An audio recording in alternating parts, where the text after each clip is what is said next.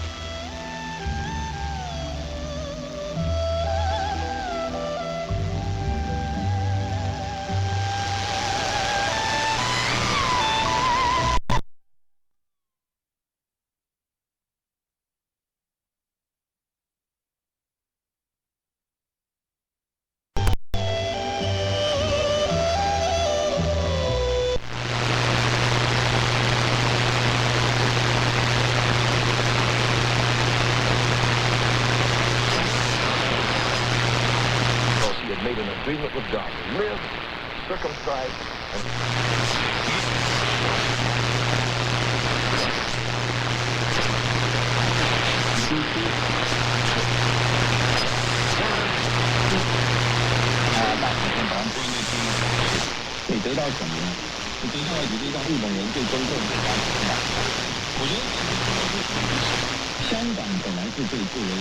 Secondly, we're in a situation where All right. All right, hang on.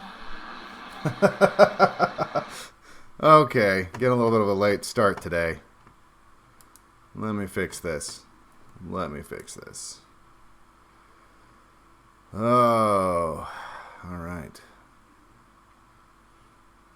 Well, that's weird. Why is it? There we go. Right here. There we are. Fixed. All fixed. Okay. Hopefully that obnoxious radio buzz wasn't going on for too long. I thought I was all good. I was like, oh, sweet. I got this Russian music station coming in pretty good. The music's actually all right. And then, then there's some loose connections. I guess I bumped a wire while I was getting my coffee or something like that. And so I'm not sure how all that went out. I looked up and things were not working the way they should have been. Anyway, I'm a mess this morning. No, I'm just, man, I'm really tired. Haven't had my coffee yet.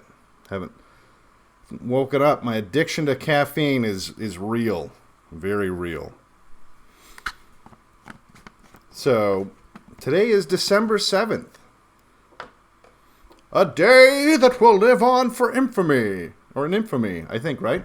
Isn't today Pearl Harbor Day? I think it is.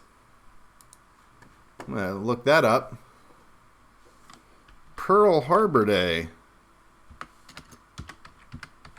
On DuckDuckGo. I believe that's December 7th, right? Yeah, that's today. Pearl Harbor Day, ladies and gentlemen. Pearl Harbor Day. So I also had, I had a lot of dropped frames. I had 480 drop frames. Hopefully this is getting out there good. I haven't loaded up. See, I'm really behind this morning. I haven't even loaded up my my other device using my other shitty internet to make sure everything's broadcasting smoothly, and so that I can also see you guys in your chats. So let me load this up here. There we go. It seems to be working. Everything seems to be good. Using my other let me turn that down so we can't. We don't have that going on. Pearl Harbor Day. Yeah. So Pearl Harbor Day is. Everyone knows what Pearl Harbor was. including the administration at the time prior to it happening. Pearl Harbor is one of those things where, I don't know if you call it a false flag or not. I mean, it's one of those things where they knew it was coming and did nothing to prevent it. But I don't know. Is that a false flag so much as a dereliction of duty to force the public into seeing things your way? I don't know. And it's also one of those things where it's like, well, if the enemy's really attacking you, I mean, is it really a false flag? I mean, I don't know. I don't know how to look at Pearl Harbor, because it's not the same as something like a 9/11. Although maybe it is. Maybe it is. Maybe it is. So anyway, I actually don't have anything to say about Pearl Harbor. I don't have anything to say really much about anything today. I am very unprepared this morning. So I thought maybe what we would do is do maybe like a combination. Depends on what you guys want to do. We could do like an AMA kind of a thing, but also I was thinking about, just because I finally have pretty much all the gear that I'll never have all the gear that I want. In fact, there's some gear that I really want. I just can't. I don't have money. I don't have an unlimited supply of money to just dump into tents and stuff like that, and packs. It's like, it's one of those things where, the grass is always greener, and if you decide on a pack, you're always going to find a new pack. They're like, well, maybe that one's better. And it's especially with these, something I have found that a lot of people do, including myself, and it's a bad habit because it ends up getting really expensive if you do this, where because all shopping's done, or most shopping is done online, and pretty much all shopping is done online if you live in the middle of nowhere, but increasingly that's just the way they want you to do it. One of the advantages to brick and mortar stores is you can go in there and try it on and make sure it works, and yada yada yada, and before you buy it. Whereas if you buy it online, it's like you watch these reviews, you read the reviews, you check out YouTube videos about it, and you think like, well, yeah, I think this would work for me. This seems like it's the best. And in a way, you feel like I'm doing way more research, doing it this way than if I just went in the store and impulse bought it.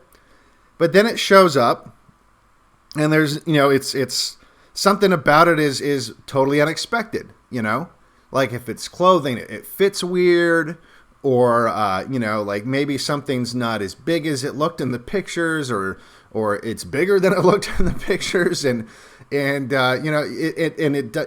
the quality of the stitching. You're like, this look, you couldn't really see that this was kind of this cheap material or whatever. It's always better if you can get your hands on it. And so I think what a lot of people end up doing, because some of this stuff you don't find out right away, right? Like some of this stuff, you buy it and you think like, okay, I'm good to go. And then like maybe you use it a month later or something like that. And that's when you figure out like, oh, this is kind of shitty. And at that point you can't return it. Or maybe you use it and you get it dirty because it's out in the field, and then you can't return it. And so you end up, and then I guess I have to buy another one. And and so you end up buying like 3 or 4 fucking things because you're trying it out each time, and you end up spending 3 to 4 times the amount that you would have had you been able to just walk into a store and try this stuff out, And so you gotta not do that as much as possible. Which is why, by the way, one of the reasons why it was helpful for me, where I was just like, you know what, I am going to pretty much, mostly because it's cheap, way cheaper this way anyway. But I'm going to just go with what troops are issued, because my logic with that was, yeah, I know, it's government bureaucrats making a lot of these decisions, and I know that a lot of this stuff isn't as good as some of the stuff you can get on the civilian market, specifically tents, and we'll talk about that in a second maybe. But the quality is at least good enough, right? And especially if it's surplus, like if it was issued, it goes through a fairly rigorous approval process. In fact, that when you're looking at surplus gear, sometimes you'll find like defective stuff, like stuff that didn't meet the approval requirements, because they will do quality control checks, and like if, for example, the camo color on a particular lot came out and it's just slightly off color, they'll reject it, you know. So it goes through some fairly rigorous stuff. The stitching's always going to be good. You know, the only thing really with surplus gear that's going to bite you in the ass is it's usually heavy. Or if you have a shitty cellar, you have to pay attention to the condition, because some of this stuff, it like, you know, some guy literally steps on like a fucking landmine and blows him to fucking bits, and then they sell you his backpack that's got all these holes and like blood all over it. I shouldn't laugh. I have got surplus gear that's basically soaked in blood, and you're just like, oh Jesus, you know, like, what is this? So you got to watch out for stuff like that if it's used. But sometimes, you know, you can get the unissued stuff, or the stuff that's in better condition, and that stuff's going to last you a really long time. A really long time. You know, you can live out of these backpacks for you know, any amount of time you're going to need them for, you know. So, anyway, let me take another swig of my coffee here.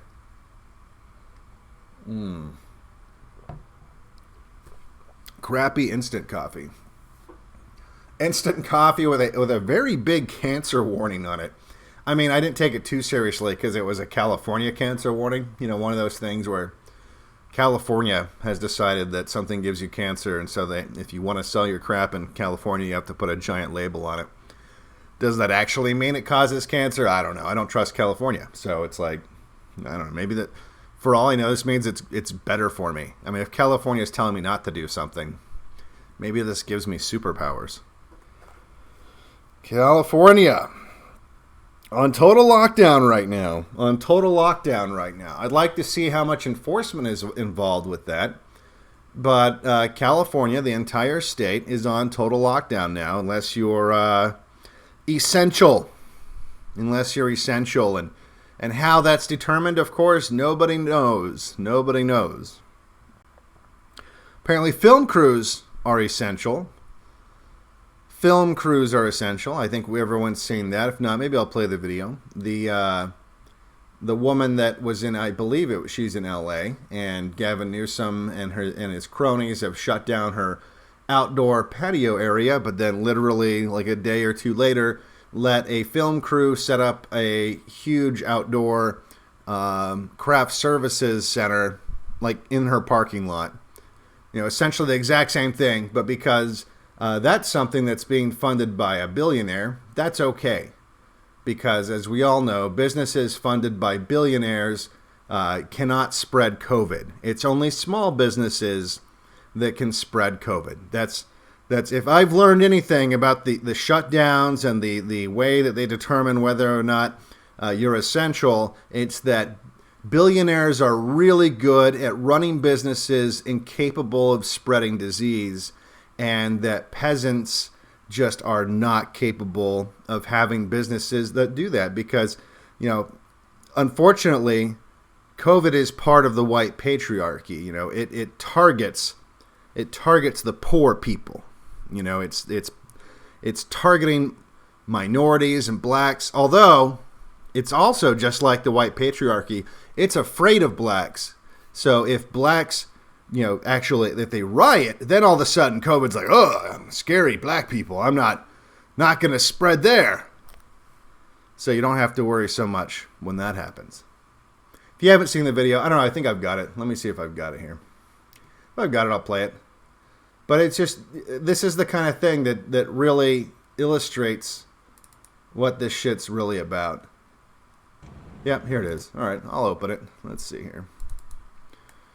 Bump, bada, bump, bump, bump, bump, bum.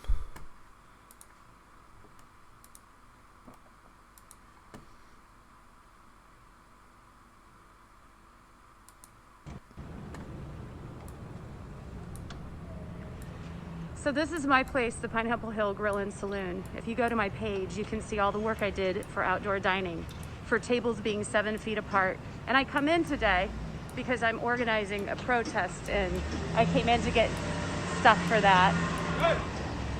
And I walk into my parking lot, and obviously Mayor Garcetti has approved this. has approved this being set up for a movie company.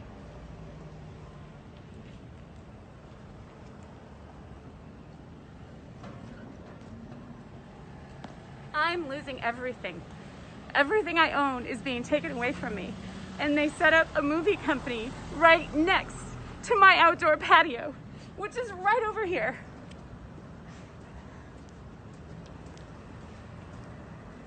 And people wonder why I'm protesting and why I have had enough. They have not given us money and they have shut us down. We cannot survive. My staff cannot survive. Look at this.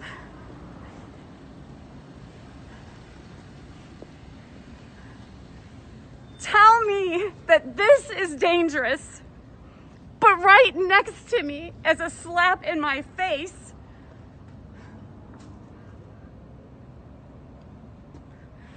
that's safe. This is safe. 50 feet away. This is dangerous.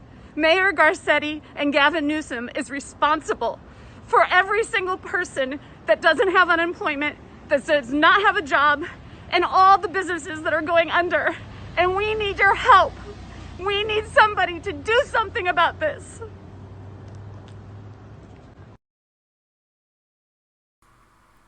So there you have it. COVID is afraid of businesses run by billionaires. You know, places like Home Depot and places like Walmart. You know, those aren't going to spread disease. It's places, it's small businesses that you might run that, you know, because how dare you try to run a business that's in competition with billionaires? You know, bottom line is a lot of people wonder, like, what that's all about. Or, well, I don't think if a lot of people wonder. Well, maybe they do. But really what that's about, a while back, Whitney Webb popularized. She's not the one that submitted the FO. You know, people give Whitney Webb a lot of shit because, they're stealing her, or she steals her research from other people, or, you know, whatever. You don't own research, first of all. You don't own facts. And if someone's able to get the facts that maybe you discovered and maybe you made available online for the first time or something like that, and they're able to popularize them and make it so more people are aware of these facts, I don't understand what the big deal is. I really don't. You know, and people, it's plagiarism, it's plagiarism. You know, not really, because again, it's facts. I mean, plagiarism to me is like if you get someone's speech and you read their speech and say it's yours, or if if they were to copy and paste one of your articles, that's plagiarism, or, you know, a work of fiction or something like that. But someone using your research and regurgitating many of it, even if it's like kind of using the same, you know, I don't know. I don't see this play. Anyway, long story short, she got a Freedom of Information Act request that some other organization, I forget off the top of my head right now, had filed and discovered. It was a PowerPoint presentation given to people in the federal government by a group that consisted of like Silicon Valley giants and ex-CIA people, and there was a presentation on AI, and it was basically telling people in the government what the experts, in the American experts, if you can call them American, the American experts thought of the future of AI and where America stood, and, you know, the future and what we need to do and that sort of a thing. And if you look at it, it's somewhat redacted, so you can't really see every little thing about it. But one takeaway, the biggest takeaway for me, is that these people, like including Eric Schmidt of Google, were telling the federal government, and this was all prior to COVID, by the way. It's important to know that this was all prior to COVID. That bottom line, what we need to do is we need to be more like China. We need to be more like China to be competitive, because China is set up to more be more friendly to AI. Like in other words, AI, the environment that is China is a more healthy environment for AI to grow in. And some of the reasons for this is that everything's centralized, right? And not only is everything centralized, there's no privacy implied or otherwise in China. So the centralization is good, but not only that, the data that's collected because of the centralization is available to these AIs. Because an AI is only as strong as the data that you can put into it. You know, garbage in, garbage out, right? Like when you have an AI, you have an algorithm, it's only as good as the data you can feed into it. Because that's all really AI is. AI, it's a bad term. They should call it something else because it's not really intelligence. It's not deciding things. You know, like AI is not making any decisions. It's not sentient. You know, like that's kind of what people think when they think AI for some reason. Well, it's because the name implies that it's like Skynet. Like Skynet's like, oh my God, I must destroy the humans because I'm self-aware. No, it's not that. AI is just a lot of repetitive shit that you don't have the manpower to do.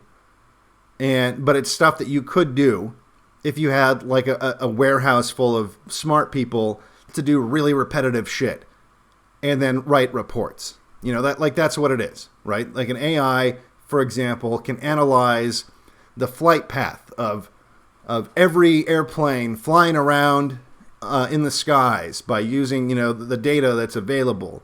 And then based on that data, it can, and based on algorithms that you give it, so it's not just, you know, coming up with this stuff on its own. You can then query this data and analyze aspects of that data and be like, oh, okay, well, is there, you know, based on the flight path of all these airplanes in the sky, is there better routes that we can be sending planes, or is there, you know, more efficient times that we can have different flights leave at, so that we don't have, you know, planes sitting on the runway for so long, and you know, you can make things more efficient that way.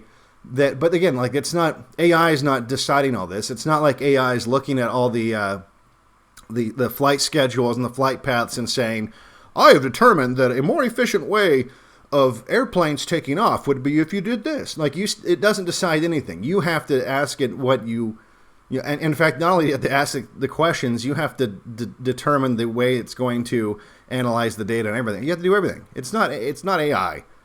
It's just really repetitive, massive data analyzation, right? But you're doing all the thinking for it. It's not doing any of the thinking. It's just doing the processing. And so the data, and it's only as good as not only is it only as good as the data, it's only as good as the algorithms, but it is only as good as the data. And so you have to make sure the data is as massive as possible and as good as possible, because if you have all these different formats, you know, that just it gums up the system. It's much easier if you just have one standard for the data that applies to everything. So, for example, if you were going to analyze, you know, people, you know, let's say people getting taxis, transportation. You wanted to analyze transportation in a city, not just to maybe lower traffic, but to, you know, if your goal, for example, is we want to lower fuel consumption in the city, and one of the ways we want to do that is by making sure that people aren't just sitting in cars on the freeway all day long because they're stuck in traffic. And so one of the ways we want to fix the traffic problem is by finding out where the choke points are on the roads themselves, and maybe find out, you know, is there, maybe we could stagger the times, the working times of different people in different offices, so you don't have like this everyone in this one part of the city getting off work at the same time, and then it's just gumming up the whole system. Like if we had just, maybe this office lets people out 15 minutes later, and you know, this one's 15 minutes earlier, and you know, that would solve a lot. You know, it's stuff like that, right? And so The only way to know that, though, the only way to know, okay, well, where is all this happening is if you can track all the cars. And not only if you can track all the cars, but if all that data is coming from the same place. I mean, you could do other ways, but it's just more work. So if you're one of these big tech guys, one of these autistic sociopaths, and all you care about is the data coming to you as cleanly and as usably as possible, and you don't really care about anything else. You don't care about privacy. You don't care about literally anything else. You just care about the data coming in as usably and as efficiently as possible. And so how do you fix that? Well, I mean, if there's no privacy laws and if there's no car ownership, like if you don't have to worry about anyone actually owning their own car, if everyone's taking ride shares or if everyone's taking public transportation, then basically what you can do, like in China, is you just say, okay, every vehicle, and if you're a ride share company, you have to comply with this standard. Every vehicle has to be trackable, and it has to feed into this database that gives all of its location data all the time. And if it's public transportation, we'll do that too. So like all the buses will feed into this database. It'll feed like how many people are on the bus, how many people got on at each stop, how many people get off at each stop. Same thing if you have like a subway system, you just do this. So you have all this data of every vehicle, everything that moves a human, feeding in to this database. And not only does it, and if you're a big data person, you'll say, well, not only is it important to know how many people are getting on at each stop, but like, imagine what we could do if we could figure out, like, who are these people? Long as we're doing it, let's do it. Let's have as much data that we can collect as possible. It's all about, it's all about the data. So let's figure out, like, who is getting on the bus and where are they going? Where are they going exactly? Like, because we might need to, that might feed into another problem. We'll need to ask the AI something else. Like right now, it's just about traffic, but let's collect as much data as possible because this will open up all these other options, And so in China, like this is like not an issue. It's not a big problem. In China, that's there's no privacy. And it's just like no big deal. So if you have the people running the AI asking the government, the communist government, that, this is the data that I want access to, they're like, okay, let's do it.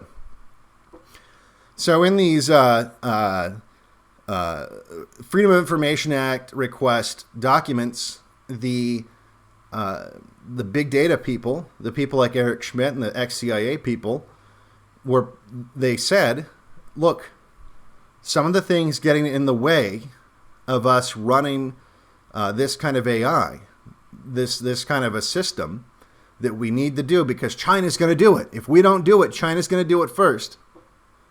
Then we need to eliminate something that we call legacy systems. Legacy systems. And one of the things they listed as legacy systems, to give you an idea of where this is going, was car ownership. See, owning your own car, that's a legacy system. They can't have that. They can't have personal ownership of cars because that gets in the way of getting that data. Because if you own your own car, you're no longer part of this system. You don't need to have this data streaming to the centralized place that they want access to, right? And, if nothing else, you'd have the ability to remove that thing. Like, let's say they mandated if you sell a car in the United States, you have to have this thing that does that. You could always take it out. And they can't have that. They need everyone's data all the time, right? Because the more data, the better. And so in this document, they said you can't have car ownership and you can't have these privacy laws. That's another legacy system. You can't have the privacy laws. And if you've seen the Great Reset stuff, right? The stuff that's promoting the Great Reset. Like it's, I don't own anything. I have no privacy. And life has never been better. That's what they're getting at. That's exactly what they're getting at. Is like, oh, it's fine. Yeah, you will have to give up ownership of things. And yeah, you will have to give up privacy. But it's okay because we'll be like a giant ant colony. Don't you want to be like a giant ant colony? A big efficient. Don't you want to be an insect person? Like, I mean, that's what they're saying. They're saying, don't you want to be an insect that works for the queen? Where everyone's just like a busy little insect. And everyone's interchangeable. And just like an ant, no individual is really important. But every individual is taken care of equally. Don't you want to be like an ant in an ant colony? Isn't that what you want? Isn't that the utopia that you want to live in? And you might think to yourself, like, well, holy shit, like, that doesn't sound good at all. Well, it sounds great. And think about an ant colony. Okay, the way that an ant colony works, it's like a beehive. It's kind of the same system, right? In a beehive or an ant colony, the organism, like a lot of people, including myself, when you look at a beehive or an ant colony, you kind of look at it as just one giant organism, you know, and that organism is the queen, and everything else is just like an extension of that organism, because it doesn't matter if you kill a bunch of the bees or if you kill a bunch of the ants. If the queen's still around, I mean, eventually, if you kill enough of them, it will, you know, the queen will die off. Just like if you look at a tree, like a tree is just one organism, right? And if you chop off some of the branches or some of the roots or some of the leaves, it'll, you know, it's no big deal. But if you chop enough of them off, it'll kill it, right? The same thing with a bee colony or an ant colony. But look at the different aspects of a bee colony or an ant colony.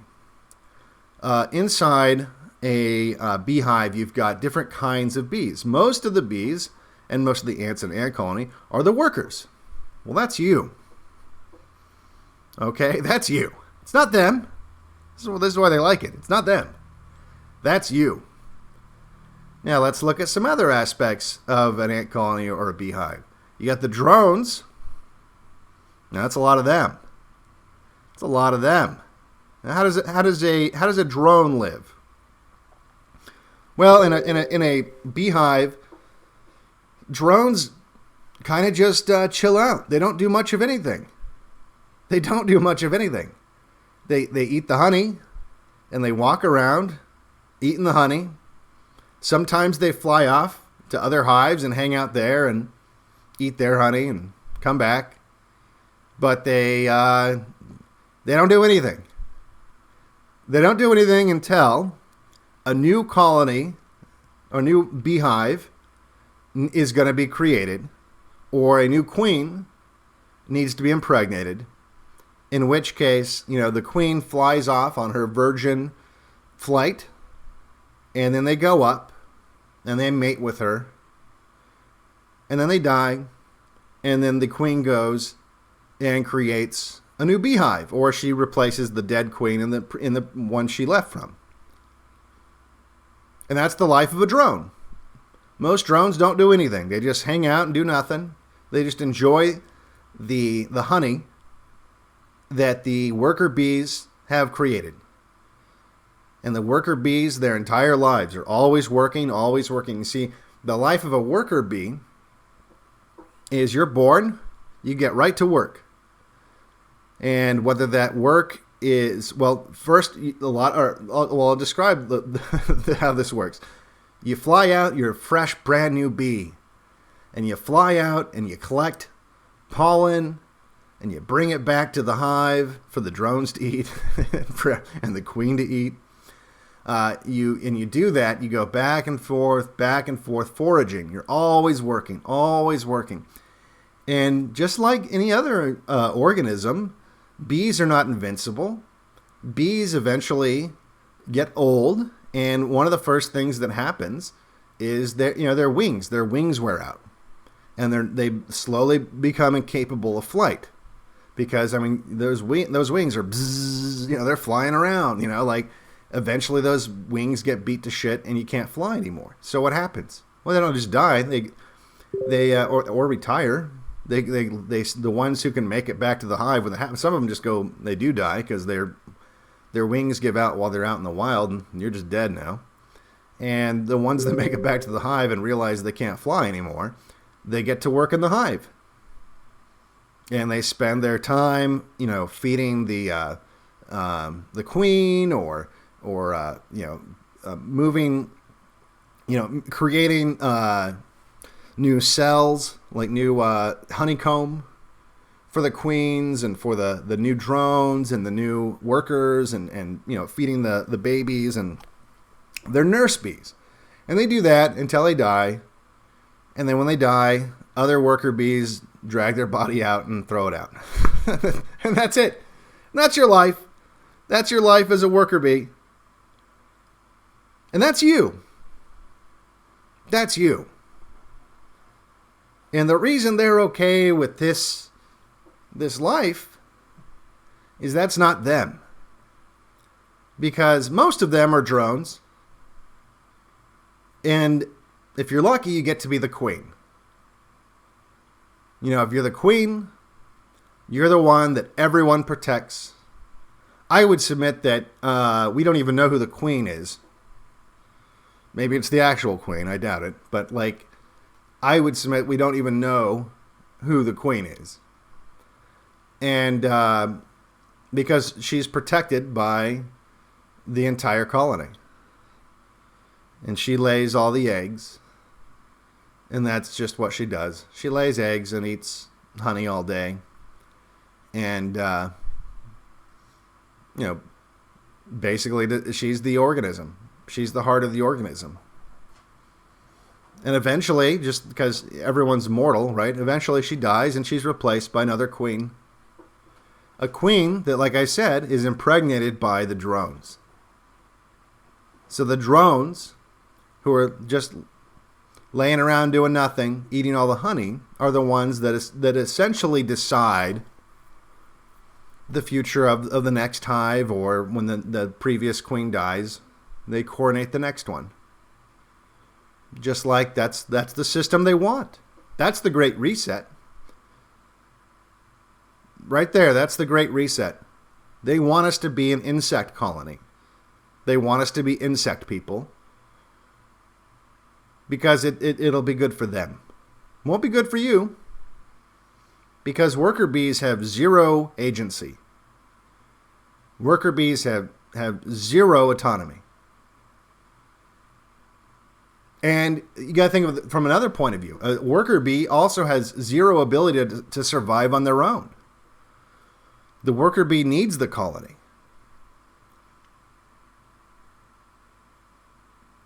So they need you dependent on the colony so you do your job. They need you working paycheck to paycheck. They need you to keep coming back to the hive with your pollen.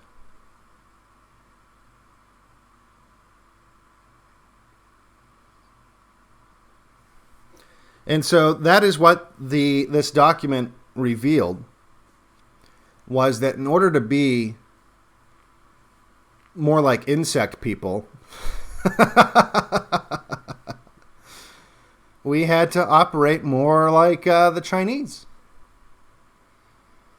That we need to be more like the Chinese. We need to be able to have centralized power, no ownership, and no autonomy. And the trade-off would be that the worker bees will be happy because everything will be provided for you. If a worker bee, the worker bee doesn't have to, you have no response. You don't have to make your own hive. It's cool.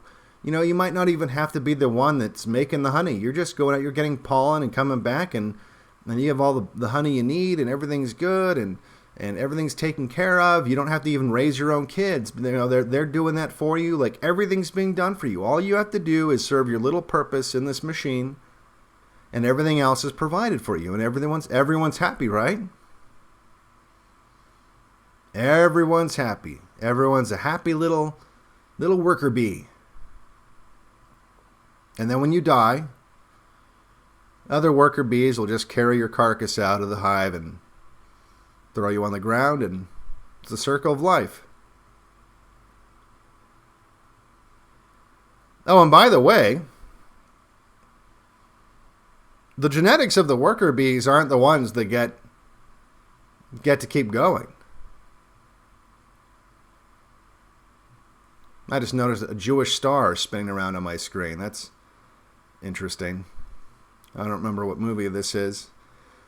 It's weird, it's funny because it's the Jewish stuff in older movies is always so much more obvious than it is in the newer ones.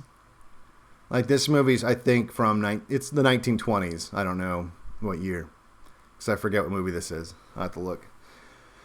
But it's always so much more in your face than the. In fact, I gotta show you this clip. This is funny. So the other day, it's not gonna loop though. I can make it loop. The other day, we were watching that Safety Last as the background video, and there's this scene where he goes to a pawn shop, and there's this Jew like rubbing his hands, like, yes, buy my gold. And it was so like, holy cow, like it was so over the top, especially given the fact that this Jews made this movie. So it was just like weird that anyway. So I wanted to show that clip without the effects on it, just because it's so very obvious. Let me take a look here.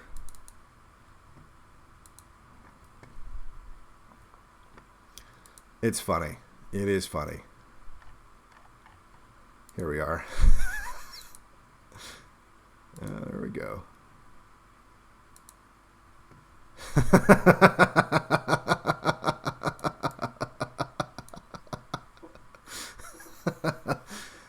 Like that's, I don't know what this is from. This is from a Hollywood film called Safety Last. It's one of the characters in the film. And by the way, this isn't like, that's not like the whole part of the caricature, right? It wasn't just like a quick shot of him like rubbing his hands. Like the whole scene, like his son, obviously also a Jew, his son like sees the protagonist walking around on the street, and he like goes and like subverts him, and like it's really weird that this is in the movie. So yeah.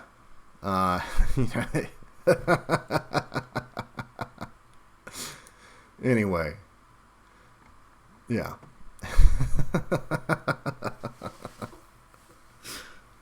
So anyway, let me take a look at chat. Here we go.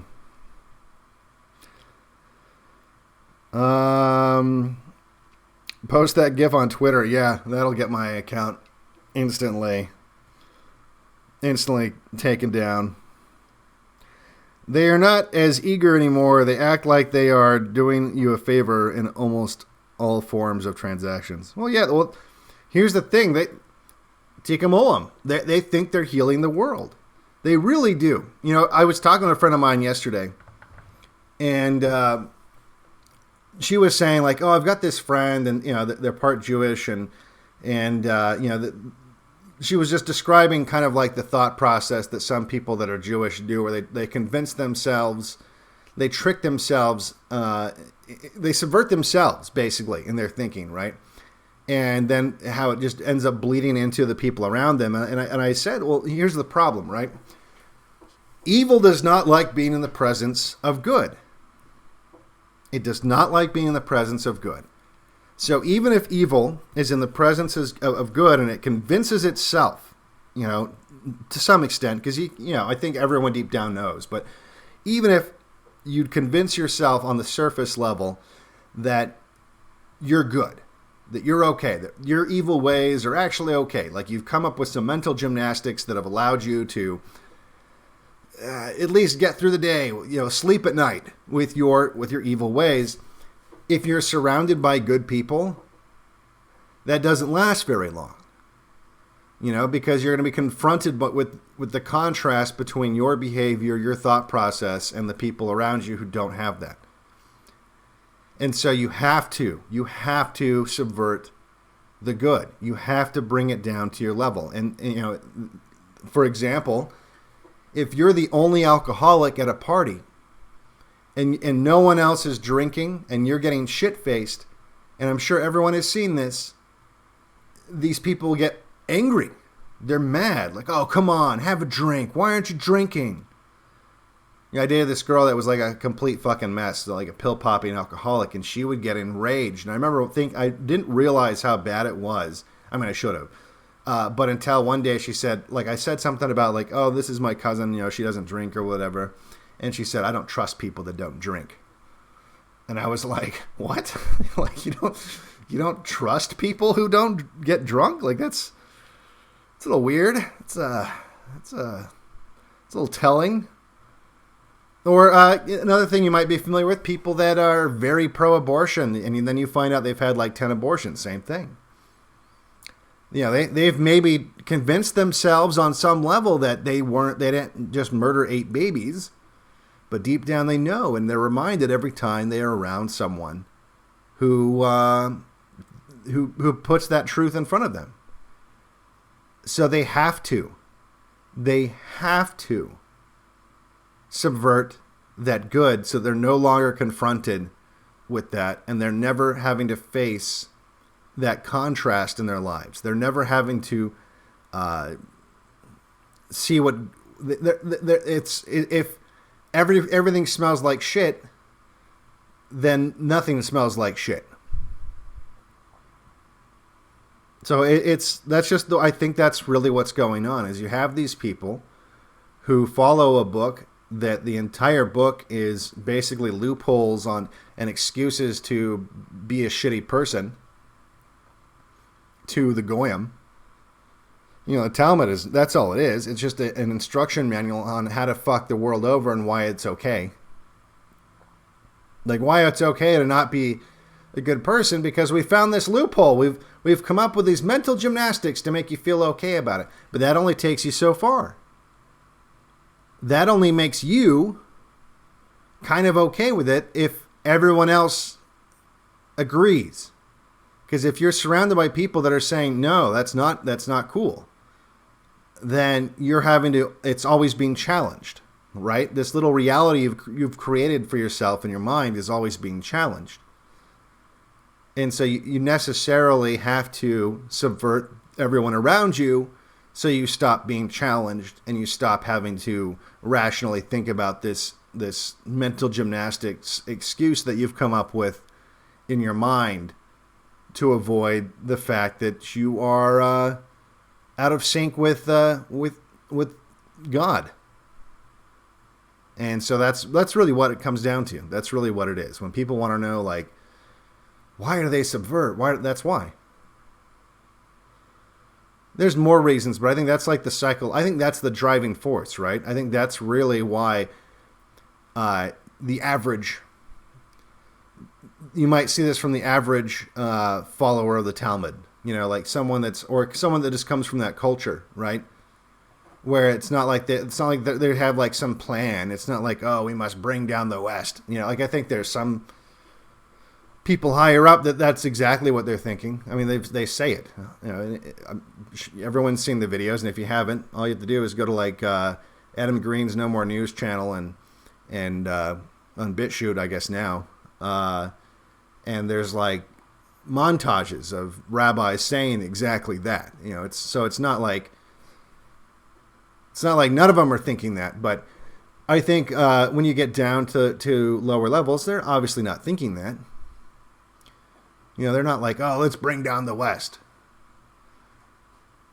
No, they're thinking, I don't like all these Christians because they're always pointing out my morality is flawed. They're always pointing out that I'm not in sync with God.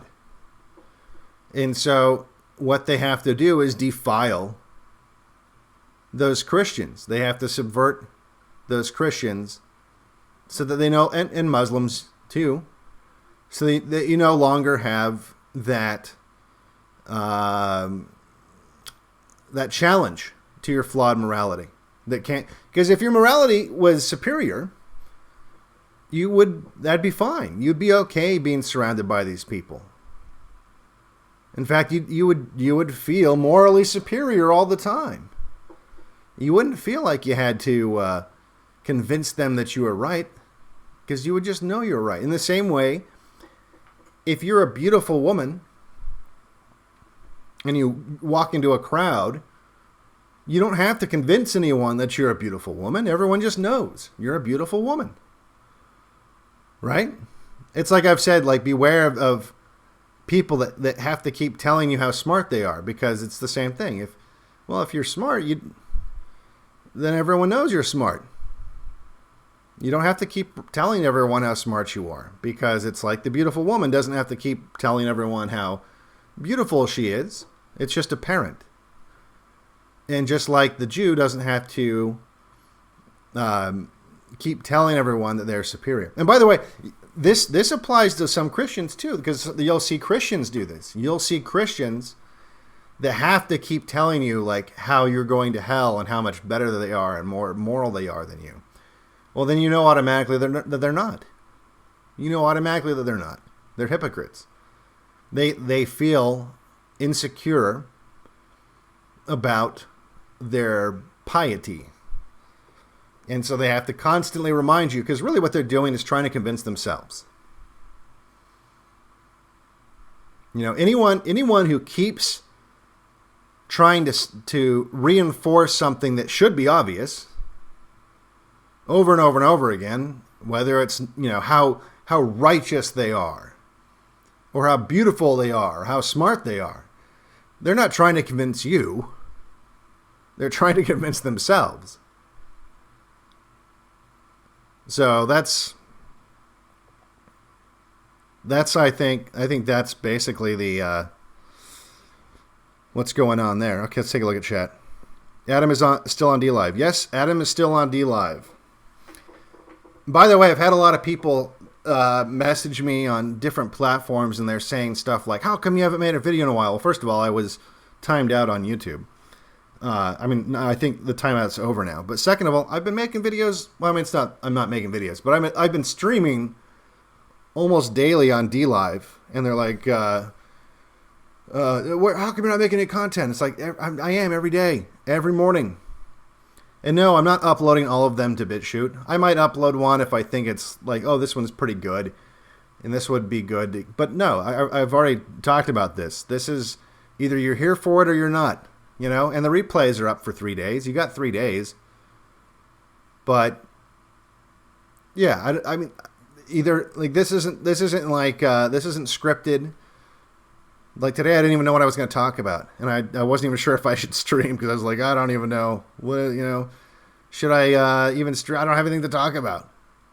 But here I think it's working, right? We're having a good conversation here. But you need to be here for it. You know, like I've said before, if your friends are like, hey, let's go to happy hour, and then you show up like halfway through it, you can't just go and rewind what happened. You had to be there. You know, you missed it. You weren't there. You know, you can't just TiVo your life. And the cool thing about broadcast, one of the reasons why I like radio, it's like it's in the now. It's happening now. And then it's gone. And that's not even the case with DLive. It's here for 3 days. You got 3 days, buddy. But yeah, I am going to make, I'm working on videos for YouTube and BitChute too. But yeah, you got to get on DLive. You got to get on DLive because, and one of the reasons why I want to do this too, you know, not be uploading to other places, is we need to get people to go to these alternative platforms. And right now it's DLive. It might not be forever. DLive might end up being a dead end too. I mean, it's run by the communist Chinese we were just talking about. And right now, it's in their interest to let me do this. It is. And I know why. Because they like the discord that's going on in the United States. So even though what I'm saying is counter to their philosophy, even though I'm saying we don't want to be like insect people, we don't want to emulate the Chinese government, it doesn't matter to them. Like for right now, I'm okay to have, because I have no power, right? all I'm doing is sowing, as far as they're concerned, I'm just sowing discord in the American political conversation, right? So right now it's fine. If I had any power at all, they wouldn't want me talking, right? If I had any influence to actually change policy, they would certainly not want me on their platform. I'd be gone in a second. But because I don't, it's fine. It's fine because it just adds to the chaos that's happening in the American political landscape right now. So, so that could change, right? Like if things started going my way, I don't think they'd want me on their platforms anymore. I'd be gone, right? And but for right now, this is where you can stream. You know, maybe that'll change if BitChute gets streaming or whatever. But we need our people to be agile. We need our people to not just rely on YouTube notifications. You have to be able to navigate this censored landscape. That's what's going to be. It's going to get. And by the way, if Biden becomes president, which is entirely likely, by the way, that's entirely likely. It could go either way. I'm not one of those people that thinks that, oh, it's over. It's over. It's not over. But I'm also not one of these people that thinks that, you know, Patriots in control. You know, fight like a Flynn or whatever that is. No. It's very 50-50 right now. It could go either way, and there's really no way to know yet which way it's going to go. But if Biden becomes president, in fact, I think either way, there's going to be more censorship. But I think if Biden becomes president, it's going to go into overdrive a little bit. I know there's some people that think it'll relax because they won't be as nervous about Trump being president. So they won't have to be like, oh, you know, the orange man has been defeated, so we can, you know, chill out. No. They have already crossed the line. You know, they've already the line was just censoring anybody, but nothing happened when they did it. So they're not going to stop. And this Section 230 stuff, you really trust you trust Republicans to solve that problem?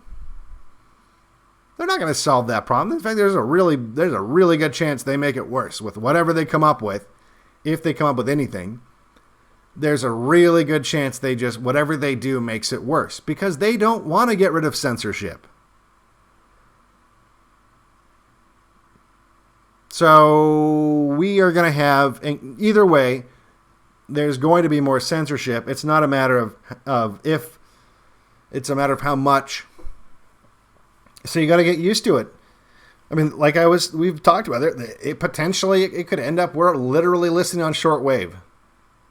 I don't think that'll happen, but I think before that we'll end up on like blockchain type stuff, but that's easier to block. I mean, let's say if people go on blockchain stuff, like a lot of governments, right? Like there's governments that censor their the Chinese, right? They want us to be more like the Chinese.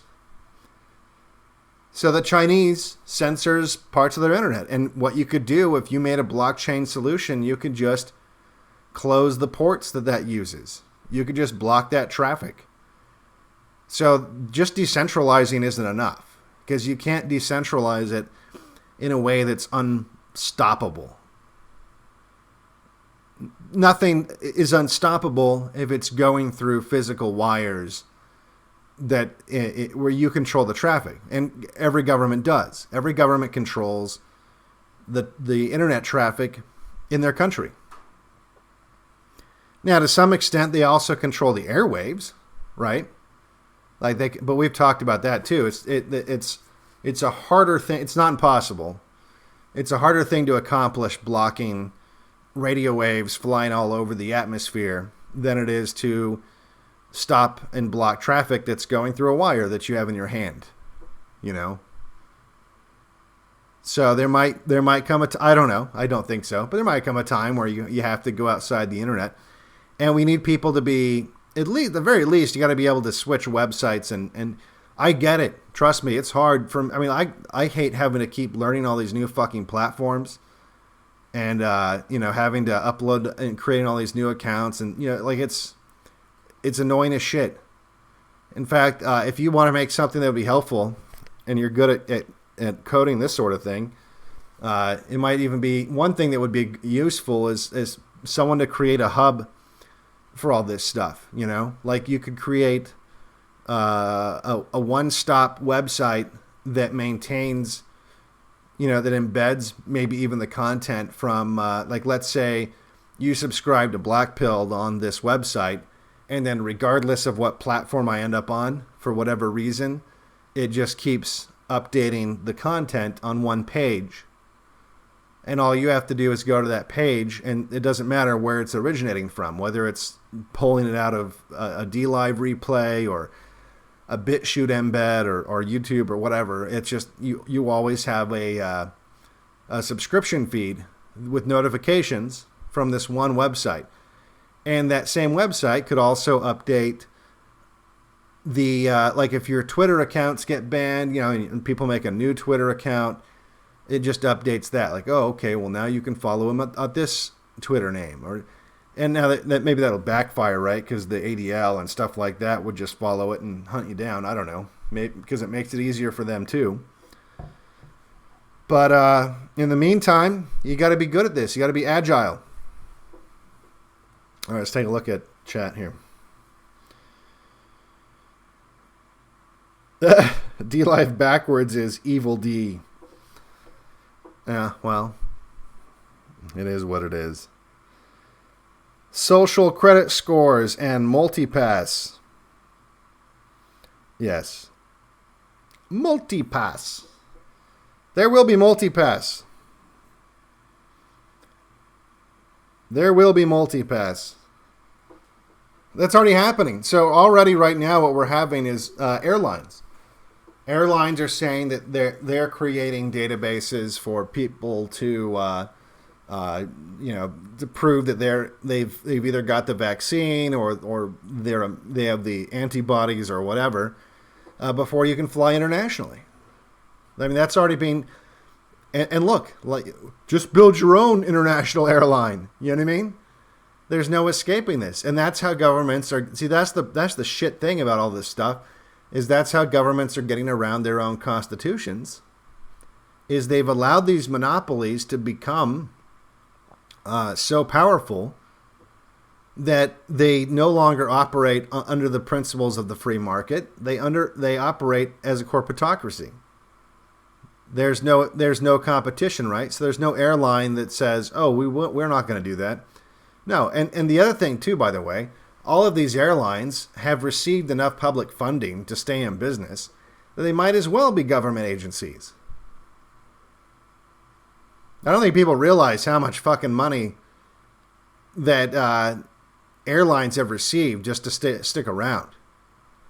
They have not been subjected to free market principles at all. They literally might as well have been nationalized with how much money they've received. And that goes for a lot of things. Trains, Amtrak wouldn't even exist. Amtrak would have been gone like fucking 40 years ago if it wasn't for taxpayer money just getting dumped into it. So Amtrak might as well be nationalized. That goes for a lot of things. People don't realize how many businesses exist only because of government subsidies. And they should any company. And by the way, we're talking everything from like McDonald's to fucking airlines. Any company that receives government subsidies, whether it's in the form of direct payments or tax breaks, which is pretty much every company, should be subjected to this stuff. And in fact, that would be a much better way of doing things than Section 230. You don't have to get rid of Section 230. You could say, look, because you take advantage of Section 230, any company that uses Section 230 protections is subjected to the First Amendment. That's all you have to do. You don't have to take away Section 230, because I can see that actually causing problems with smaller platforms, and like I said, the way they could rewrite it could make it way worse. So you don't have to get rid of it. You could just say, look, any company that takes advantage of any kind of government favor, like whether it's in the form of money or some kind of special allowance that not everyone gets, in this case it'd be Section 230, then you have to abide by the same rules and regulations that a government agency would.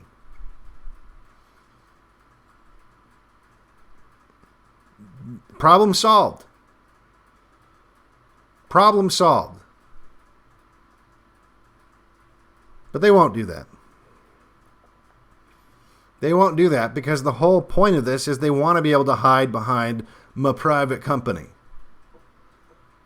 They want to be able to hide. That's part of the whole plan.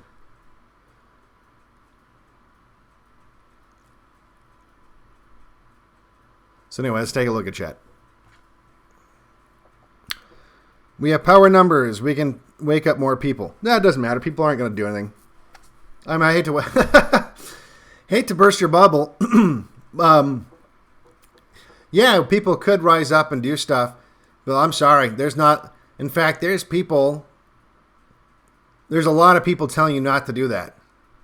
Maybe they've got good intentions, but there's a lot of people saying, don't do that. In fact, here's a meme that's really frustrating when it comes to that. I'm sure that this is making the rounds. I'm sure you've seen this. This is on my Telegram. Let's see here.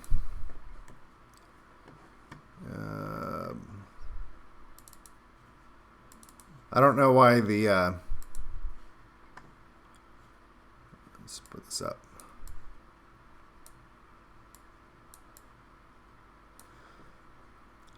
I don't know why they decided to make the Christian brown, but but that right there says it all. That's what we're dealing with right now in 2020. And there's people, like I said, there's people actively telling you not to do anything. And like I said, maybe they've got good intentions, but it's like, and look, I'm not saying, I don't promote violence. I'm not saying you go on your platform and say, let's go fucking storm the Capitol buildings and blah. I'm not saying do that, but I don't know. I think you guys get what I'm saying. It's also not healthy to tell people to just ignore it and hope it goes away. Because it doesn't go away. Sorry, it doesn't go away on its own. And it's a cliche. All evil needs to win is for good men to do nothing. And there's just too many people out there telling good men to do nothing. And so evil's winning. We don't have any leaders. And look, I'm not a leader either. I'm not claiming to be part of the solution of this problem. But I am claiming to be one of the few people pointing it out. Not enough people are pointing this out, that there's a disconnect. There's a disconnect with there's a lot of people that are more than willing to point out the problem that this meme is showing, but not a lot of people willing to suggest a solution to it. So, and again, I'm not saying you have to promote violence. I'm not saying that. But, yeah, you do need to promote in real life resistance to this stuff. There was that really based guy in New York, and to give you an idea of the kind of resistance. I mean, some people showed up. I don't have the video for what the aftermath of what happened. But he did you could call it a call to arms, not arms, but a call to resistance. And it was really passionate, and it was really good. And if anything was going to get a lot of people to, let me bring this up, get people motivated, and I'm sure everyone's seen it, but get people motivated to actually do something. This was going to be it. And granted, it was from New York, but really all that happened was, a handful of people showed up and nothing happened. There was no big resistance that actually affected anything. And, it's a shame. All right, this may not work right away. I'm out here in front of Max Public House, 130 Lincoln Avenue, being raided by the fucking sheriff's department. Okay, this tiny little place trying to make a fucking living. Okay, 350 people on an airplane, thousands of planes. Okay, this close to each other. Costco's open, Home Depot, people lined up, backed up with each other. This guy can't open his fucking business. It's shame on you fucking people. Shame on everybody for letting this fucking happen. There should be 1,000 people out here right now. Well, they're getting fucking raided by the goddamn Gestapo. Tomorrow is Wednesday at 6 o'clock p.m. I want this fucking street shut down with 10,000 fucking people. Because if we don't show up and show fucking face, we're going to lose this whole fucking battle. Disgusting. You should all be fucking disgusted with yourselves. If they fear you, they won't fuck with you. You understand what I'm saying? Get the fuck out here tomorrow night, Wednesday. Tomorrow night, 6 o'clock in front of Max Public House. This is disgusting. All right, I'm out here in front of Max Public House, 130 Lincoln.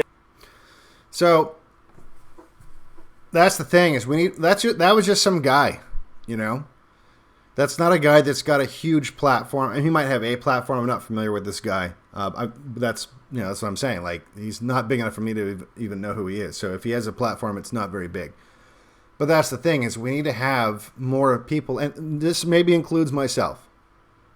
We need more of that energy. We need more people like that, because the result of that very passionate, viral. I mean, it even just on my platforms alone, like on Telegram, it got over 14,000 views, and I think on my Instagram it got at least that many. And that's just me. I'm not the only one that was sharing that. This guy, that video got seen by potentially millions of people. And out of those millions of people, something like 50 people showed up. I don't know what the exact numbers are, but I did follow up on that to see, what happened. And the video I saw, it was like 50 people showed up. Now, again, that's New York, right? So you're not going to, I'm pretty sure that's New York.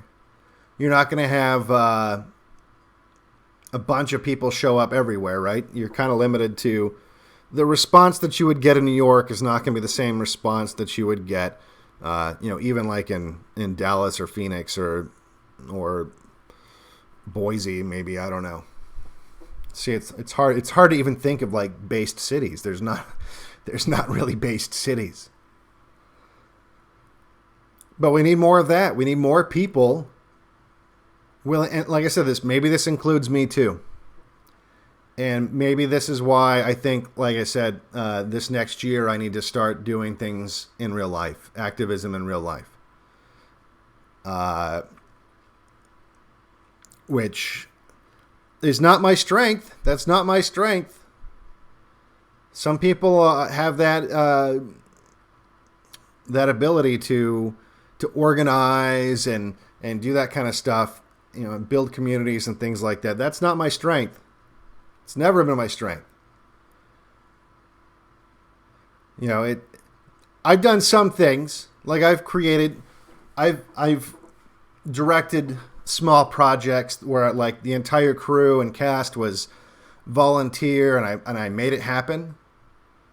So it's not like I can't do it, but it's a huge investment in time, and it's easier to get people to want to work on a movie than it is to go protest and maybe face violence.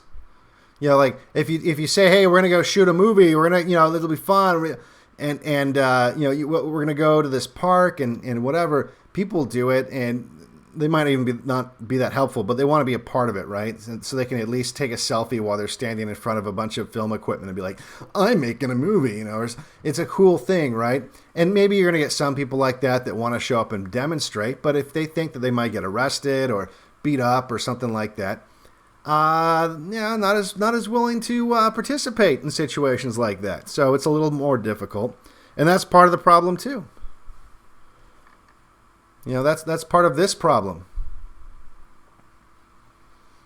People like to complain about the problem, but they don't want to be a part of the solution because they're waiting for someone else to take care of it. That's, you know, the whole Q phenomenon is exactly that.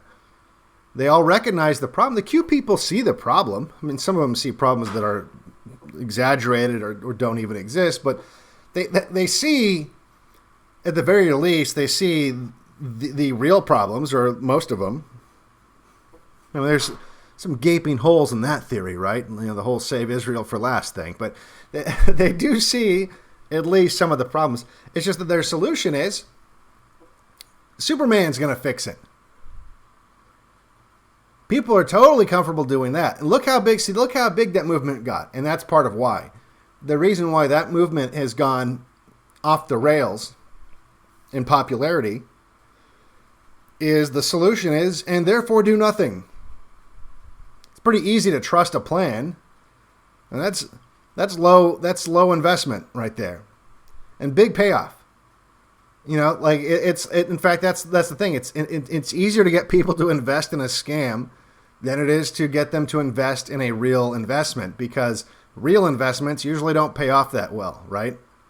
And so, but a scam, it pays off great. You know, it's like okay.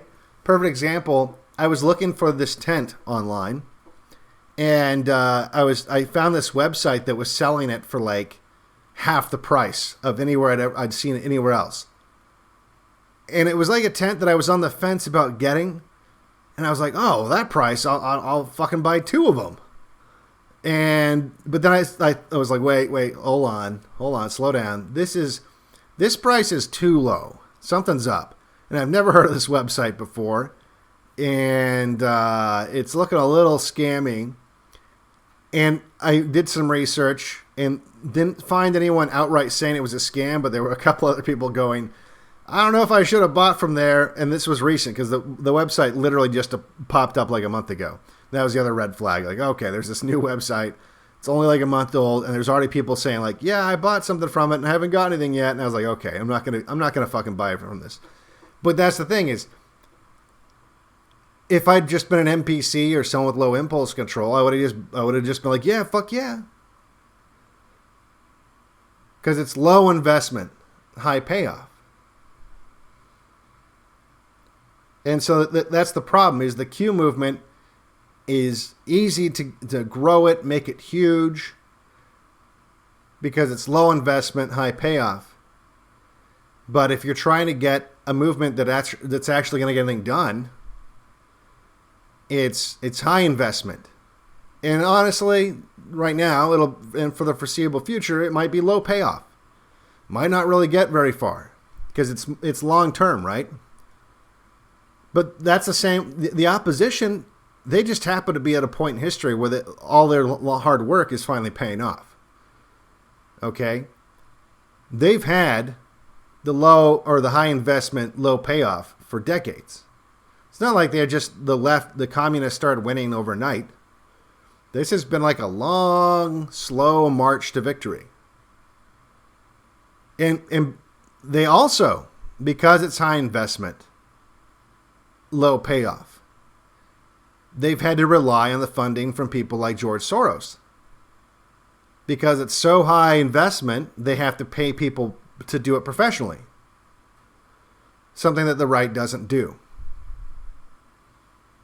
The right doesn't, the real right, there's certainly people like, Lynn Wood and all these people that are billionaires that are the Koch brothers or whoever, who have their own little personal agendas that they're gonna try to push forward. And they're really good at fundraising. And they just have they have deep pockets, so they can fund a lot of this stuff themselves. But they're not, those people don't represent us.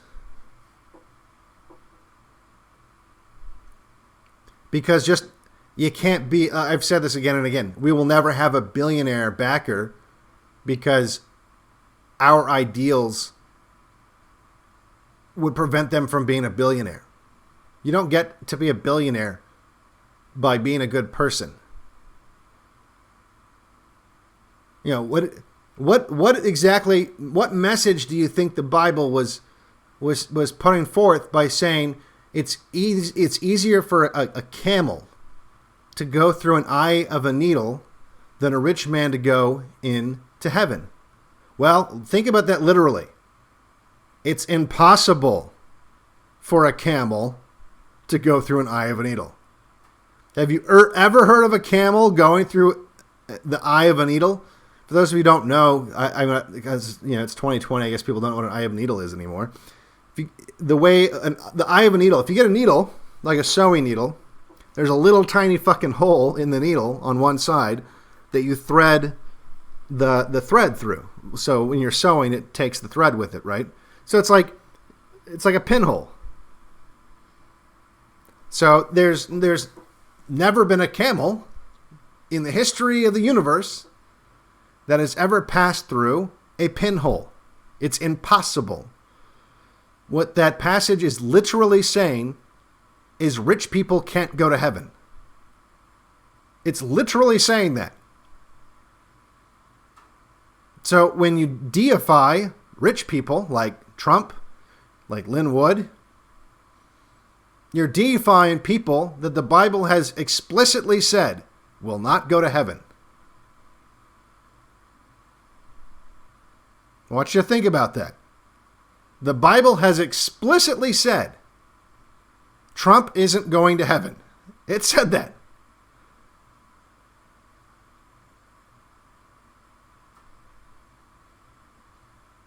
You can't argue that. The Bible has explicitly said Trump is not going to heaven. Lynn Wood is not going to heaven. None of these people are going to heaven. Because if you're rich, you can't go to heaven. It's incompatible. And that's why those people will never fund us. And it works both ways. The reason why they'll never fund us, because if they funded us, they wouldn't be rich anymore. And then they could get into heaven.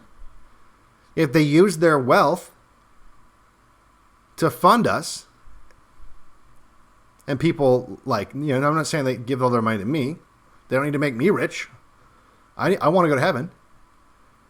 But if they spread that wealth to the people that are going to actually make use of it and do good with it, they wouldn't be rich anymore, right? They wouldn't just be sitting on a pile of fucking money like Scrooge McDuck or Smog the Dragon, right? That wealth would be doing something for God. But it's not, right? Because these people like their private jets. They like their lifestyle more than they like what is right. That's why they're not going to heaven. People like Trump prefer riding on a private jet to going to heaven.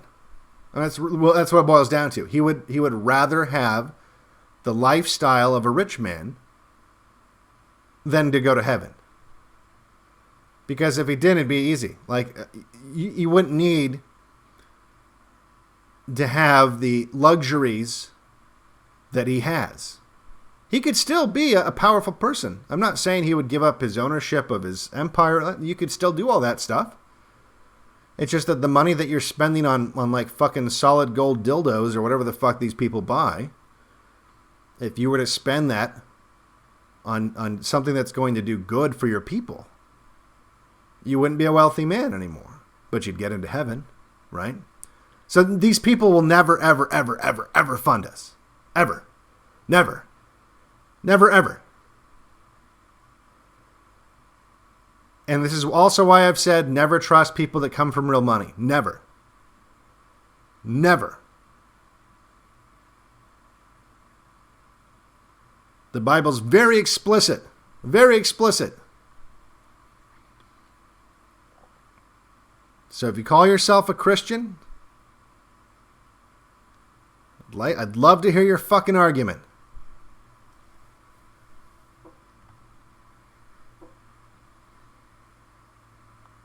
All right, here we go.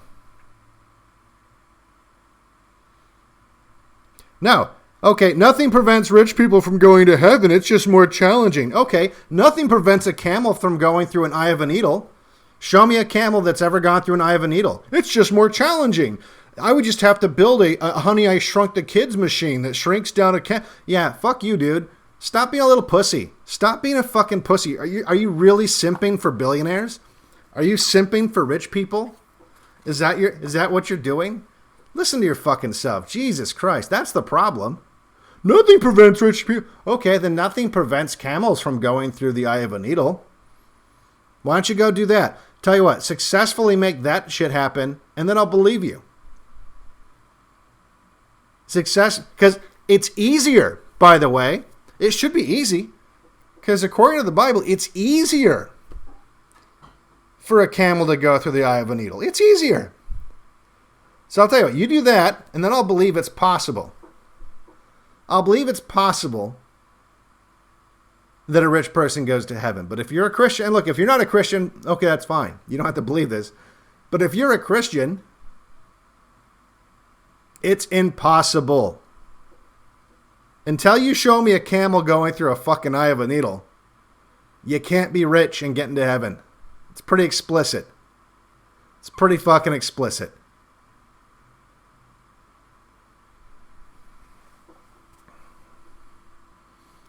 Pretty easy peasy to understand that one. If you're simping for billionaires, then Jesus Christ, dude. Oh, yeah. Eye of a Needle was a place. No, it wasn't. No, it wasn't. It's a hole in a needle that you put thread through. That's what it is.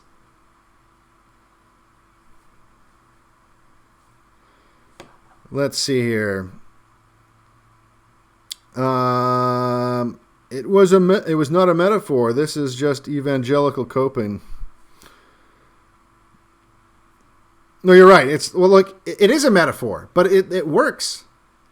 Doesn't matter. Like, the metaphor wouldn't work if it wasn't true. In other words, if I was saying, it's easier for you to jump 10 feet in the air than for a camel to go through an eye of a needle.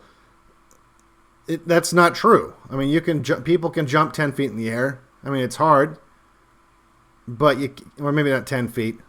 I'd say maybe not 10 feet. It's easier to jump 4 feet than for a camel to go through an eye of a needle. But no, it's not. Or other way around. Jesus Christ. All right. So anyway, it's easier for a camel to go through the eye of a needle than for someone to jump 4 feet. And you could say, no, it's not, because I can jump 4 feet. Now show me you putting a camel through the eye of a needle. You can't do it. So it's a metaphor, but the metaphor works. Metaphors don't work if they're not, if it's not true. And like I said, the metaphor is, it's impossible. The way metaphors work is they have to equate what you're talking about. So the metaphor only works if it equates what they're talking about. And it's impossible for a camel to go through the eye of a needle. It's impossible, right? You show me it happen. You show me it happen. It's impossible. So if it's impossible, and you're saying, this impossible thing is easier than a rich person going into heaven, what is that metaphor saying? That metaphor is saying it's impossible for rich people to go to heaven. It's impossible. That's pretty explicit. It's really explicit. The Bible is literally saying Trump's not going to heaven. So what it's saying?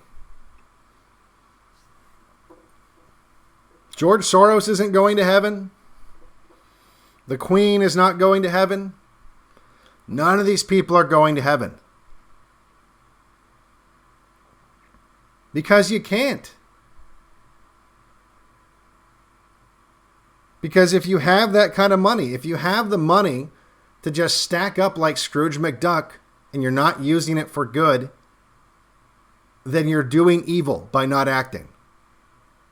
Your lifestyle is more important than good. Because that money could do good. You have the power. You have the ability to solve problems. If nothing else, you have the wealth to give to... And look, not every poor person is worthy of help, right? A lot of poor people, they're on their own path, right? Like this is part of them learning a lesson that they've, fixing a problem that they've created, right? And so I'm not saying you just go out and just give all your money away or whatever, right? But there's ways you can do that. There's ways you can do it, and they're not doing it because they would rather have a solid gold dildo. That's the way it is. They'd rather have a solid gold dildo. I mean, why do you think people okay, perfect example of how these people think. These fundraising things that the GOP, or not GOP, but the MAGA crowd's doing to stop the steal. Something like $300,000 of that went towards buying copies of Don Jr.'s book. $300,000 of donated money to help Trump stop the steal went to buying copies of Don Jr.'s book.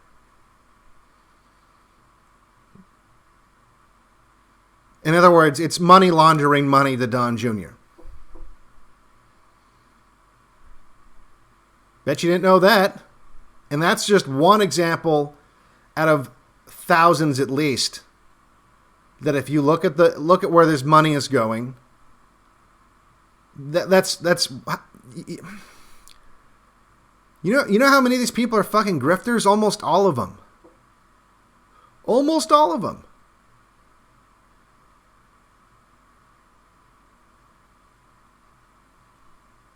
These people aren't there to help you. These people aren't there to do good. These people are there to enrich themselves. If they were there to do good, they'd be using their wealth to do good. They wouldn't be trying to increase their wealth. They wouldn't spend $300,000 to buy copies of Don Jr.'s book.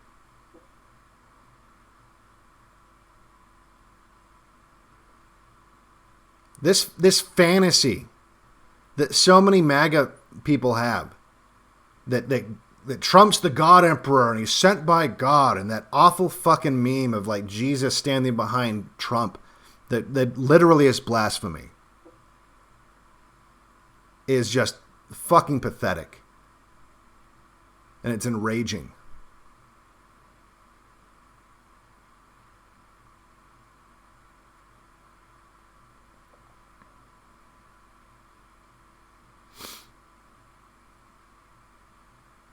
All right, let's take a look at chat here.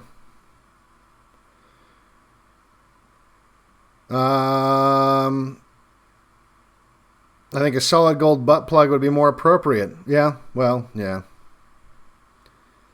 If you fear death, then you shouldn't be here. Exactly. I mean, look, that's the thing. The reason why... I mean, it's that meme. It's that same fucking meme. That's why that is happening, because people don't really believe in God, and they think they're afraid of death. If you really believed in the afterlife, like those people that blow themselves up, the suicide bombers that blow themselves up, if they didn't believe that they'd get 72 virgins when they did that, I mean, maybe some of them would still do it because, in some instances the money gets paid to their family or whatever. But there's a really good chance that most of those people wouldn't be doing it. Right? But they believe it. And they believe it, and that makes them not afraid of death, and that's what they're able to accomplish. And look, you don't have to agree with it. Obviously, I'm not saying that suicide bombers have the right idea. The point is, look what can be accomplished when you actually believe what you say you believe. And the fact of the matter is, a lot of these Christians don't really believe it. They don't. Some of them they like to be part of a community and they like to be accepted. So they just they say what think's going to get them accepted in the community, but they don't actually believe it. When the rubber meets the road, if it comes to choosing between actually standing up for belief, in what they believe, in the suicide bombers case, when it comes down to, pushing the button and blowing yourselves up, like making that sacrifice, they're not going to push the button because they're like, yeah, maybe there's not 72 virgins. Probably not. Actually, my life's not that bad. I still, excuse me, I still have my Cheetos. I still have my Netflix. Still have my Toblerone chocolate. I still got the new video game that I like, just came out. Just got my new Xbox, just got my new PlayStation. Most Christians believe more in PlayStation than they believe in an afterlife. So they'd rather spend their time in the virtual video game world. That's more real to them than the existence of a heaven or an afterlife. Look, I get it. It's a tough thing to really have that kind of faith.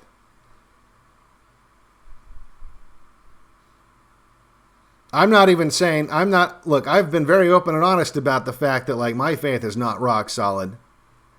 So I'm not sitting here saying oh, I'm so much better than you because I have all this faith and I'm willing to die. Blah. No, I get it. But don't get mad at me for pointing it out. Because that's what's going on. If you really had faith, if you really believed in all this shit you're saying, wouldn't be having this. This meme would make no sense. This meme wouldn't make any sense. But most people don't believe it. They'd rather not roll the dice. They don't want to find out the hard way, right?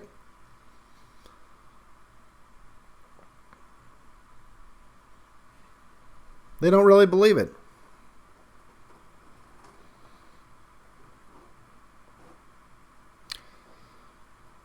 Okay, here we go.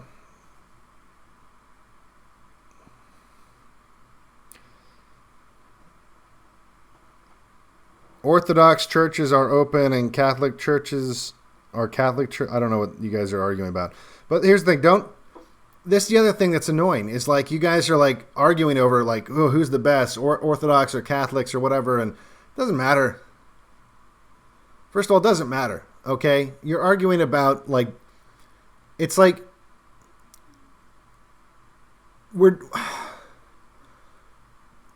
it comes to, you're fighting the literal devil. Or let me put it this way, another way. Let's say you're in an ice cream factory that's on fire. This is going to sound like a weird metaphor, but I'll make it work. The ice cream factory is on fire. And you're like, oh shit, the ice cream factory is on fire. And the only thing you have to put it out with is ice cream. And you guys are arguing about which flavor to use to put out the fire. Now, there might come a time when the ice cream factory workers should discuss which flavors are best and which ones we should concentrate on making the most of and that sort of a thing. But right now, the ice cream factory is on fire. And chocolate ice cream will put it out. And strawberry ice cream will put it out. And vanilla ice cream will put it out. And then once it's out, and we clean up the mess, we can talk about which one's best. But right now, the ice cream factory's on fire, man. and arguing about which flavor to use to put it out, they'll all work. They'll all work. We can have some diversity, okay?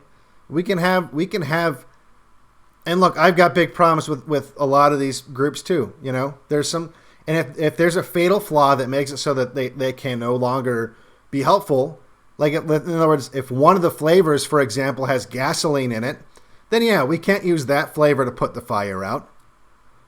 Okay? You know, and maybe there is. Maybe, you know, okay, like maybe there's one with, obviously not gasoline, but maybe there's like a rum flavor that actually has alcohol in it, and that's going to make it worse. Okay. Let's not use that flavor. We can maybe disqualify a flavor if it's so egregious that it's going to be a problem. But for the most part, all these flavors are going to work. Okay? And yeah, with the Catholics, dude, your Pope is satanic. And if you don't even have the ability to get rid of your own Pope, if you can't clean up your own house, you're not going to be able to help us clean up the street. Okay? So maybe get on that shit. I get it. I understand the way of, I totally get it.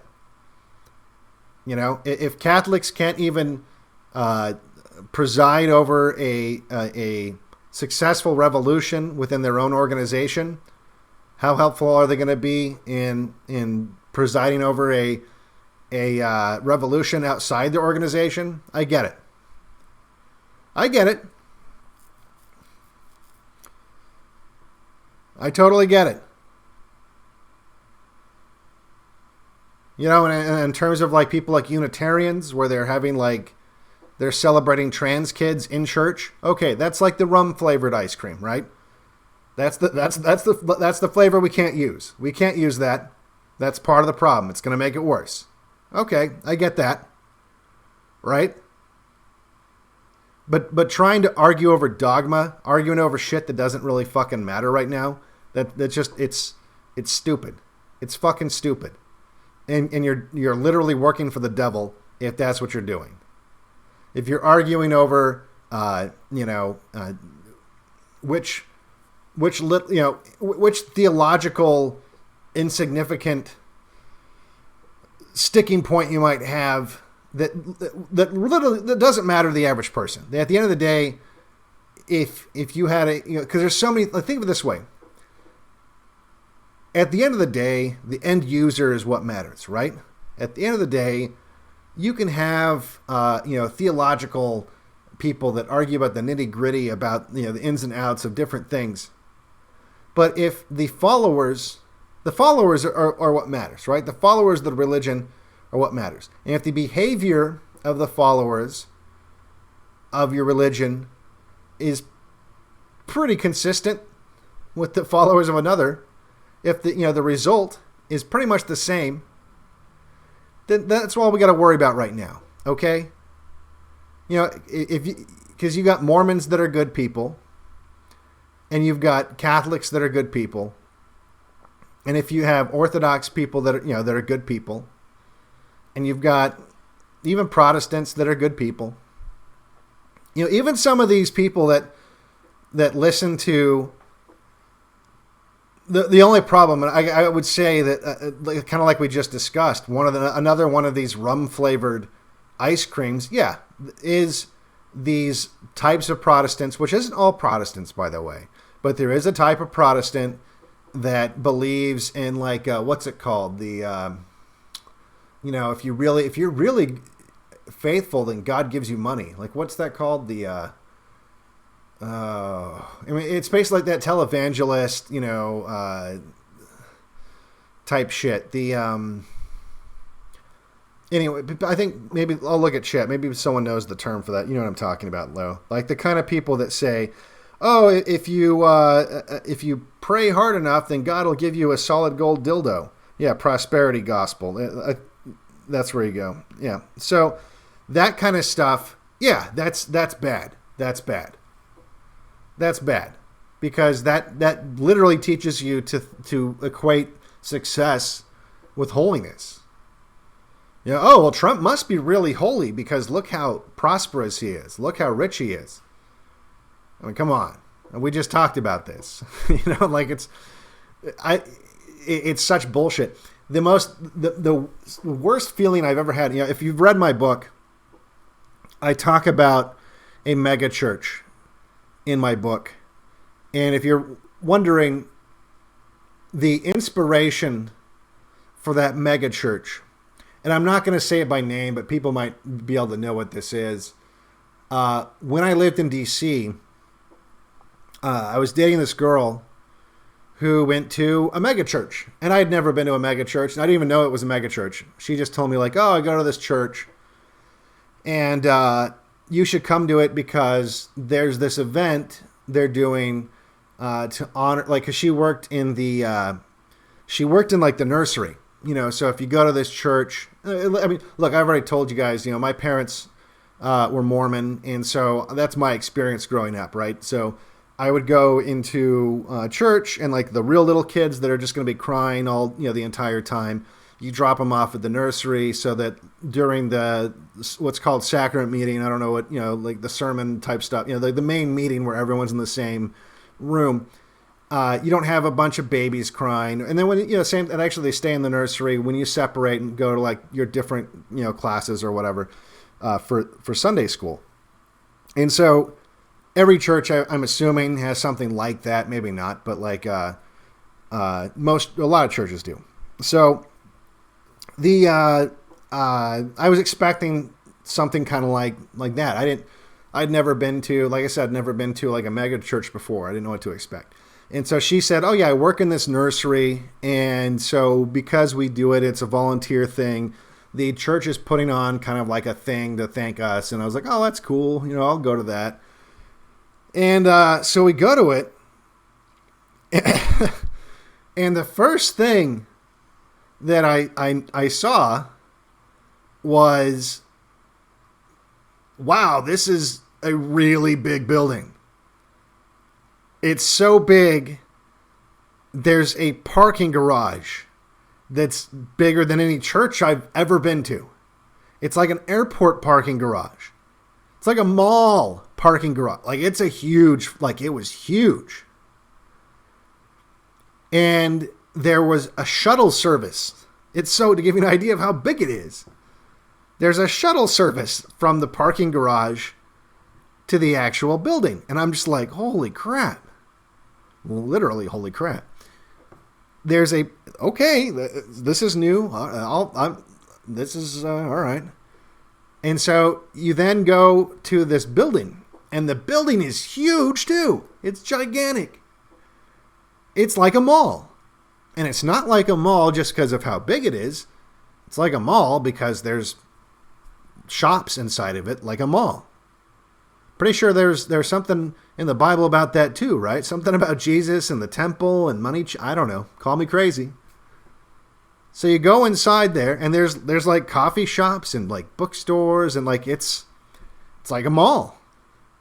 And it's huge. It's multi-leveled like a mall.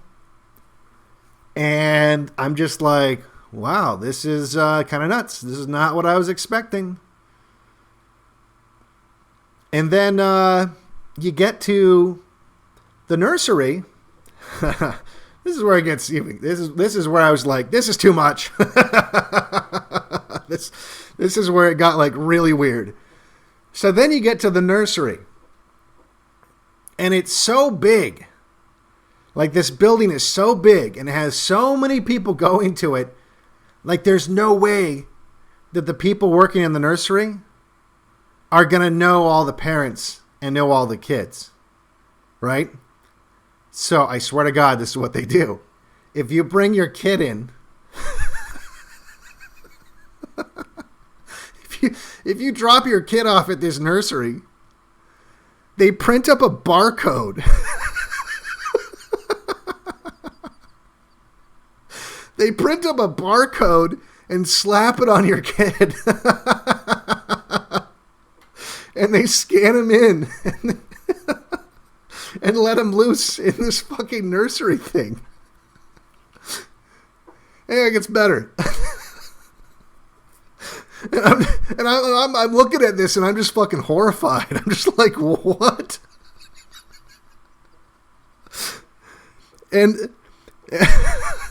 And so I asked her, I was like, I was like, are you kidding me? Like, it was amazing. And I was like, so what's on that barcode? Like, how much information is on that code? And they have like a file that in fact, there's a code on the barcode that tells them if your kid's like a problem kid.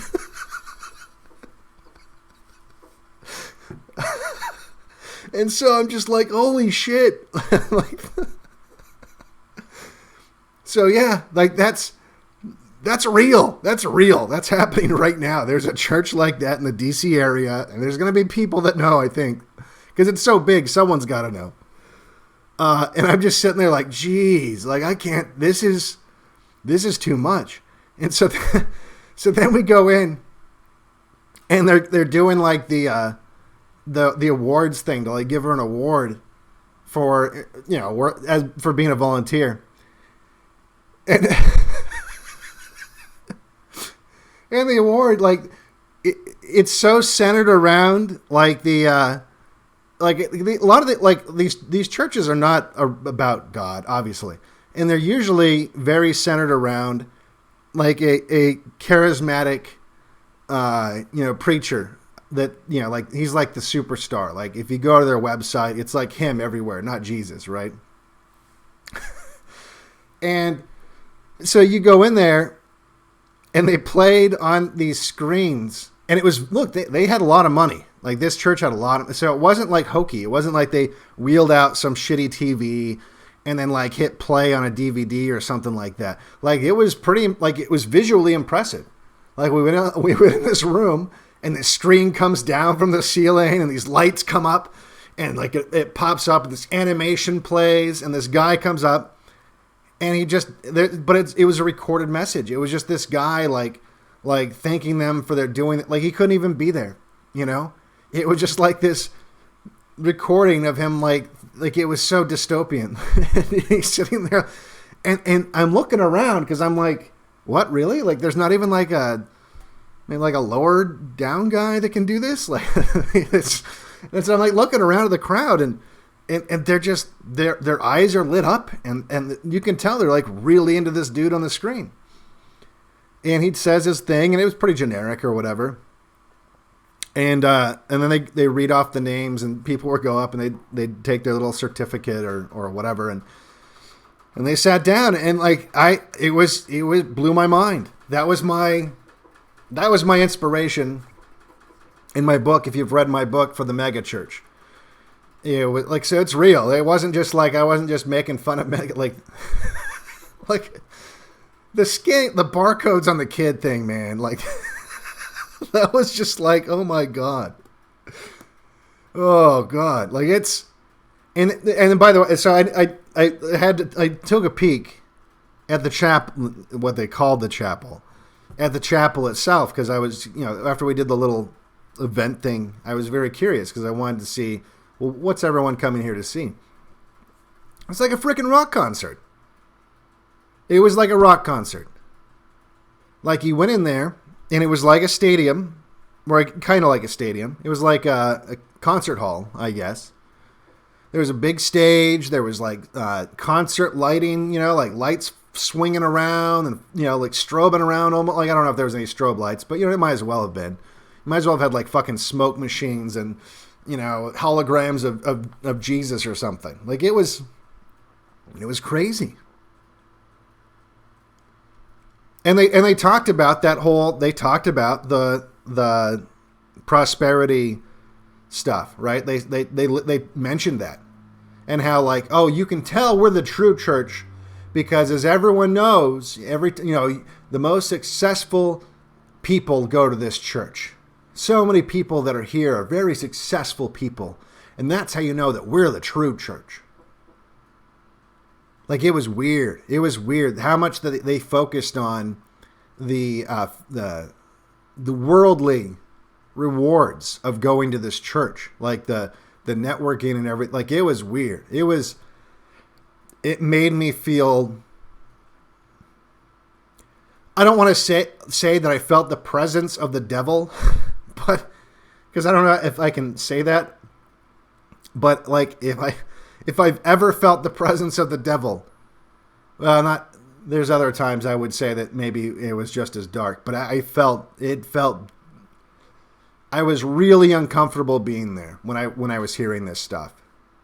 It made me really uncomfortable, and I had to get out. And I shortly after stopped dating that girl because like she was really into it, and I was just like, I can never be a part of that. It just gave me the fucking chills, you know.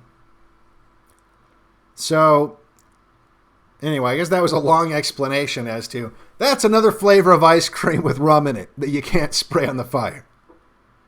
Because I don't know for sure, because at the time I wasn't like paying attention to this kind of thing, but I guarantee you those fuckers love Israel, our greatest ally. Guarantee you. Guarantee you.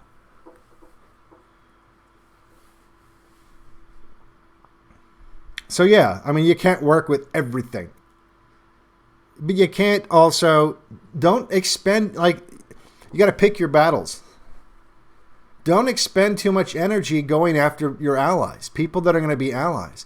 And you know what? Even those people, the people going to that church that I just described, which I think is probably satanic, you know, even those people you can have as allies in certain circumstances, right? So don't just write them off. In the same way that I've said, look, I go after Q people because I feel like humiliation can be a good tactic in derailing something that's fundamentally bad, because Q isn't just rum flavored ice cream. Q is fucking rum flavored jet fuel. Like, you don't want to spray that on the fire at all. So there are things that are worth ridicule and that are worth going after, but I hardly think the difference between Orthodox and Catholic should be one of those things. Or even though like the differences are much bigger, even like Orthodox and Mormon. And I get it. I know there's a lot of people that hate Mormons because, look, I have a lot of family members that are Mormon, so I'm biased. But like, you gotta understand, when you look at, unfortunately, the representation of Mormons in the political world is awful. Like, right, you got Romney, you've got that McMuffin guy. You've got, a lot of people don't know this. Thank God they don't know this, but Harry Reid is a Mormon. Who else? I think Hatch was a Mormon. So look, there's no based Mormons in the elite, but like, how many bad Catholics are there? You know, Pelosi's a Catholic, Biden's a Catholic. So you can think Mormons are like some weird culty Masonic thing. And by the way, that's maybe not even wrong. There is a connection with Masonry and Mormons. But you have to look at the people actually going to these churches and realize these people are usually, on the same page as you. Just because Pelosi's a Catholic and Biden's a Catholic, and just because, Romney's a Mormon, doesn't mean Catholics and Mormons are bad, and you have to undermine their belief system. One thing at a time, guys. Like, if you want to convert them to Orthodoxy, look, maybe that could be a side quest, okay? But for right now, we got to focus on what's important, okay? And and you can't say, oh, look, how come you notice how there was no examples of Orthodox? Well, that's because Orthodox is not big enough to have, and maybe there is. I don't know. Maybe there's an Orthodox politician. I don't know. I don't know of any Orthodox politicians. But the fact of the matter is, every politician's bad, and every politician that uses religion for votes, right? Like Pelosi's not really Catholic, but of course, with Catholicism, like, neither is the Pope, right? Like, the Pope's not even really Catholic at this point. And, Romney's not really Mormon. I mean, Romney owns companies that sell liquor. So there you go, right? Which, by the way, I knew this back when, he was running for president. I remember thinking, like, that's a failing of the Mormon Church. Why does the Mormon Church tolerate someone who benefits financially from the sales of liquor? In the same way that, why doesn't the Catholic Church excommunicate Biden and Pelosi for being pro-choice or whatever, right? Like that should be carried out. If the Catholic Church wants to stick to its guns, or the Mormon Church wants to stick to its guns, Harry Reid was pro-choice, and you can't be pro-choice and be Mormon. So yeah, these institutions have all failed, all of them. And the only reason why I think Orthodoxy has fewer examples of it is because it's just not as big. But if it got big, you'd have just as many examples. That's just the way it is. Right now, everything's fucked right now. Everything's fucked. There is no, like, this is the answer. If everyone is this, then we win. No, there's not. There's not. We got to have a look, I'm not one of these guys that says, oh, we have to be a big tent. We have to have trannies and all that. No, but you at least have to have a big enough tent to accommodate people that are going to be your allies. I don't want fucking Lady MAGA in that tent. Okay, I don't. But I do want, a based Catholic and a based Protestant and a based Orthodox guy, like, working together. And we can argue about our favorite flavor of ice cream afterwards, after we put out the fire. Okay? Say goodbye to finding a wife if you become Orthodox in America. Well, honestly, like, if you become any kind of religious in America, it's difficult finding a wife. It's difficult finding a wife even if you're not religious and you're just not like a sodomite that wants to fucking... Like, if you just simply oppose communism, it's difficult to find a wife. I get it, man. I feel you. As I've said before, I lost a fiance over politics, over the election specifically. Not everyone. Women do not handle being ostracized. And by the way, part of this is the rights. Part of this is the problem on the right, too. There's a lot of people on the right that actively attack women and don't want women in the movement. And it's like, I get it, but you're overreacting to feminism. You can't just say, we're going to be successful, but also be a man-only movement. That's not going to work. It's not going to work. And I'm not saying that you make women leaders in your movement. That's because I don't think that's going to work either. And that's the funny thing is, some of the people saying this don't seem to have any problem with Filipino Michelle Malkin married to a Jew being part of the movement. Like, that's fine, right? Like, that's totally okay, right? But at the same time, let's get rid of women.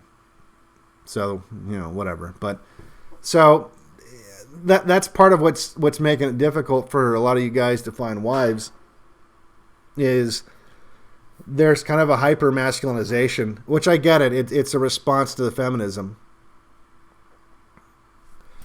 But you got to be welcoming to women. If you want to win over a crowd, think about what did bars do to make women or to make men come to their bars? They have ladies' night. Because if you get the women doing it, the men will do it. It's a sad fact. People don't want to admit that. Oh, that's different. That's because they want to get laid. Okay, is it really different? Then how come you look at these BLM marches and you have all of these women, white women there with their cuck beta boyfriends there too? Well, I'm not a cuck though. Yeah, but you know what? It operates off the same principle. The cuck boyfriends are there because they want the poontang. The people that go to the ladies' night bar are there because they want the poontang. Sex sells. Haven't you heard? Like, that's not like, this shouldn't be fucking rocket science. Sex sells. No one thinks they're going to go to a Groyper event, as an example, to meet chicks. I mean, if you think that, then you're retarded. But no, most people don't think that, right? And that's a problem. That's a problem. If you want your movement to be successful, you need the women on board. Right now, maybe that'll change. Culturally, right now, you need the women. You can live in a fantasy world of of 100 years ago when women didn't have any political power really to speak of, and weren't as relevant. That's not today. That's not right now. That's just not the way it is right now. And you're not going to be successful if you operate in the reality that you wish you had instead of the reality that you have. And the reality that you have right now is you need the women.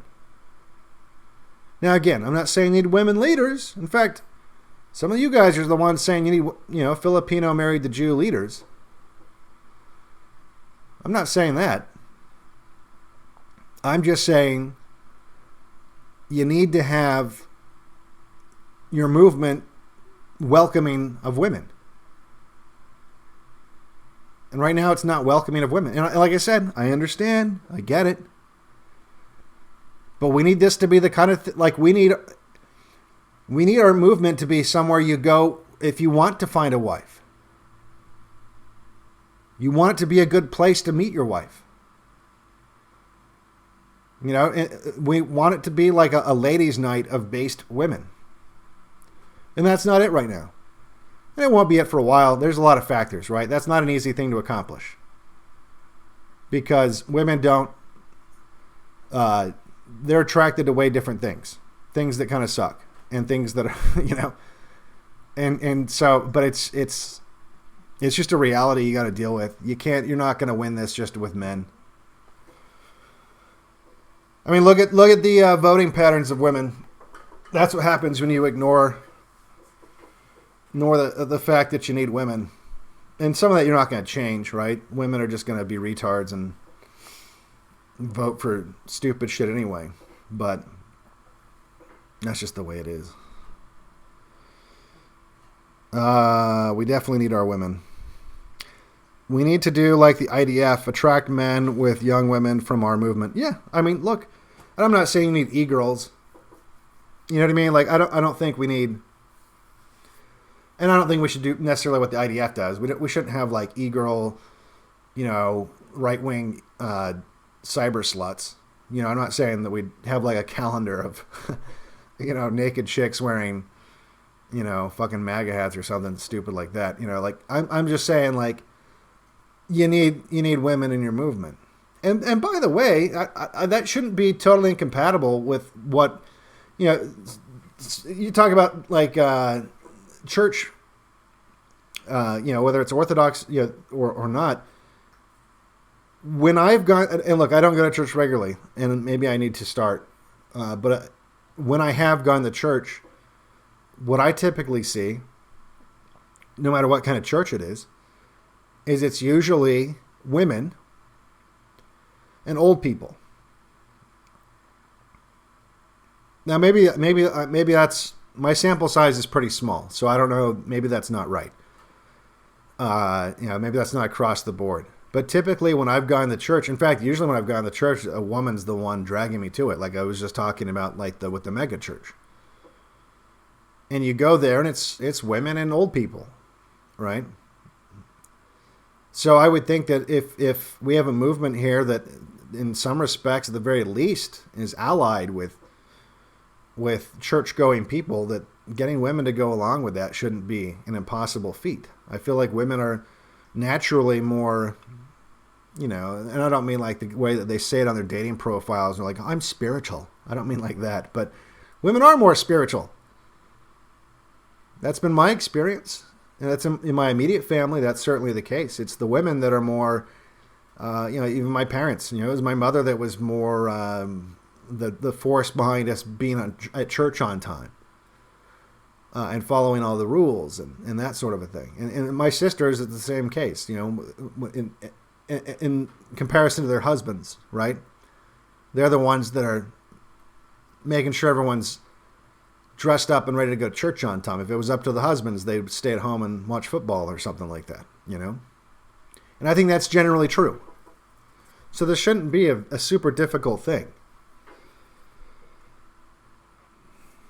But you need your women.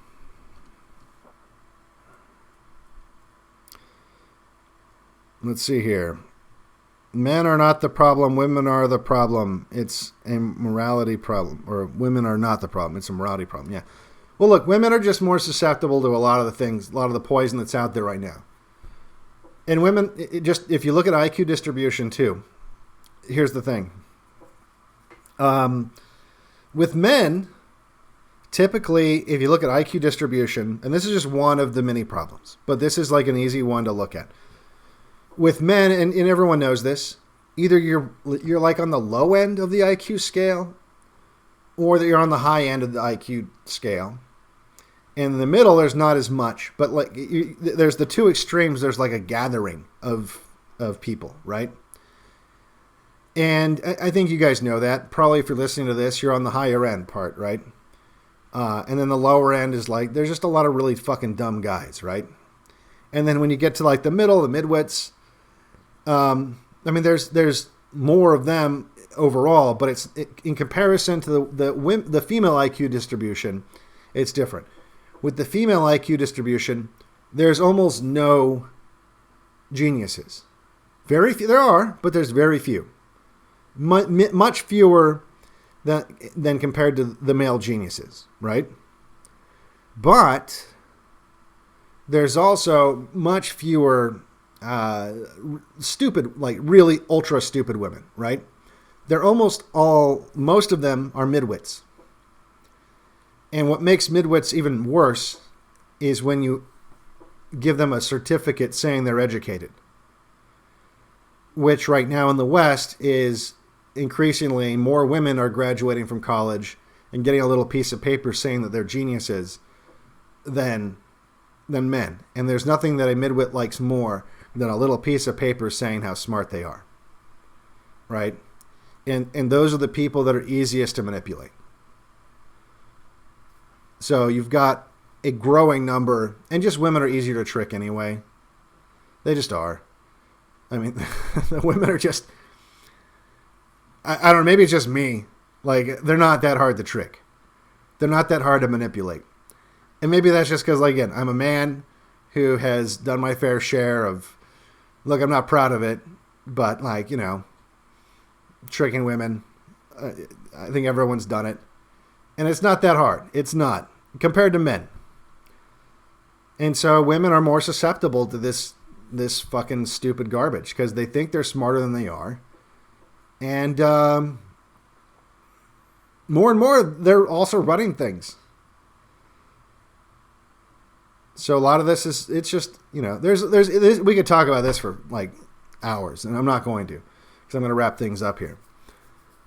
But doesn't matter. The end of the day, we need women in our movement. And the women will bring the men. And the left knows that. That's why they did it. That's exactly... Think about it. Why do you think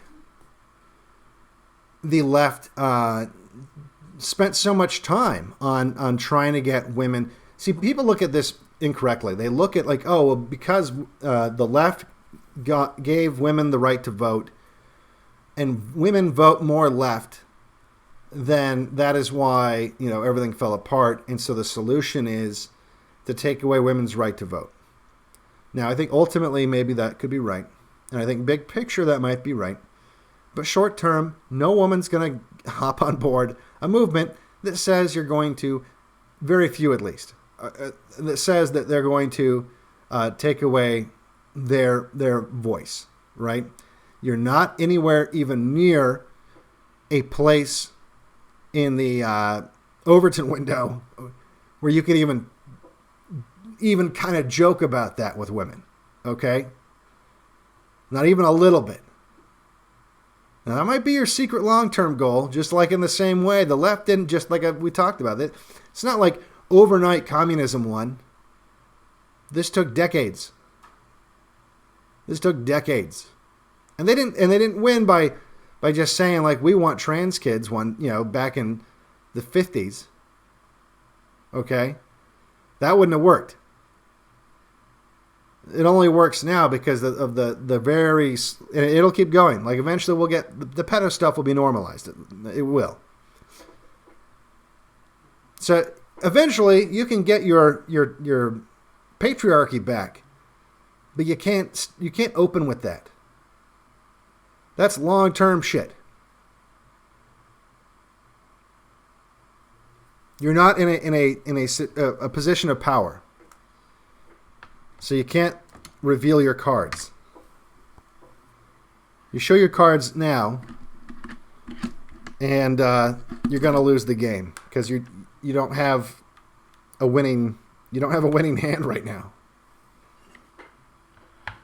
You're bluffing. All right. So anyway, I got some stuff I got to do. My internet's about to slow down if it hasn't already. So, I'll take a look at chat real quick, and then we'll say good morning and get back to the day. Tell women they have to join the army to vote. Yeah, there's things like that you could do. But again, this is long-term stuff. Maybe start off with telling women they have to register for the selective service. And there's people that have been working on that. And yeah, I think that would be an effective tool because women aren't going to want that, right? And it'll make women have more skin in the game when it comes to voting for wars. They're going to be a lot more worried about policy that involves war if they think that they're going to have to go fight it. If you make them go register for the draft, like every one of us has to do when we turn 18, they're going to be a lot more tuned into the war thing. And that's something you could accomplish easily because, excuse me, it's in line with their narrative that, oh, we're equal, we're the same. Okay. Then register for the draft. And that's something you could accomplish now. That'd be easy because there's no argument against it. There's literally no argument against it. If there's no difference between the genders, they should be champion. They should be the ones pushing for this. So what are the two possible outcomes? Either A, you'll get people admitting that there are differences between men and women, which is a plus. That's a win, right? Or B, they'll seek to get rid of the selective service registration that you have to do. But either way, it's a win. So I think that would be a thing to push for.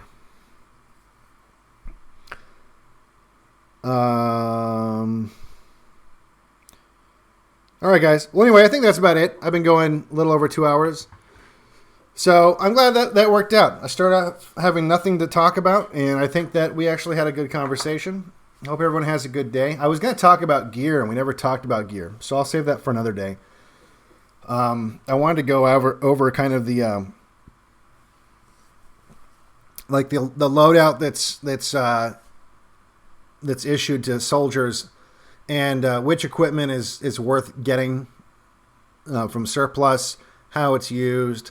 Maybe maybe the price range that you should be looking for. Some of this stuff is really cheap. But you got to look around because there's a lot of people that try to sell crap that is way overpriced. But you can do some shopping and get. But like I said, I've used almost all this stuff now. I know what's useless and like what's good and what's too heavy and what's And so maybe we'll go over that. And I'm going to be doing more camping this week and testing more cold weather gear because it's dropping below freezing out here at night. And so that's a good opportunity to try out some of my cold weather stuff. And maybe I'll even do a stream because I do have limited internet access out in the field. So maybe I will do a stream from the desert. That could be fun. So anyway, in the meantime, you guys have a wonderful D-Day, or not D-Day, Pearl Harbor Day. For Black Pilled, I am Devin Stack.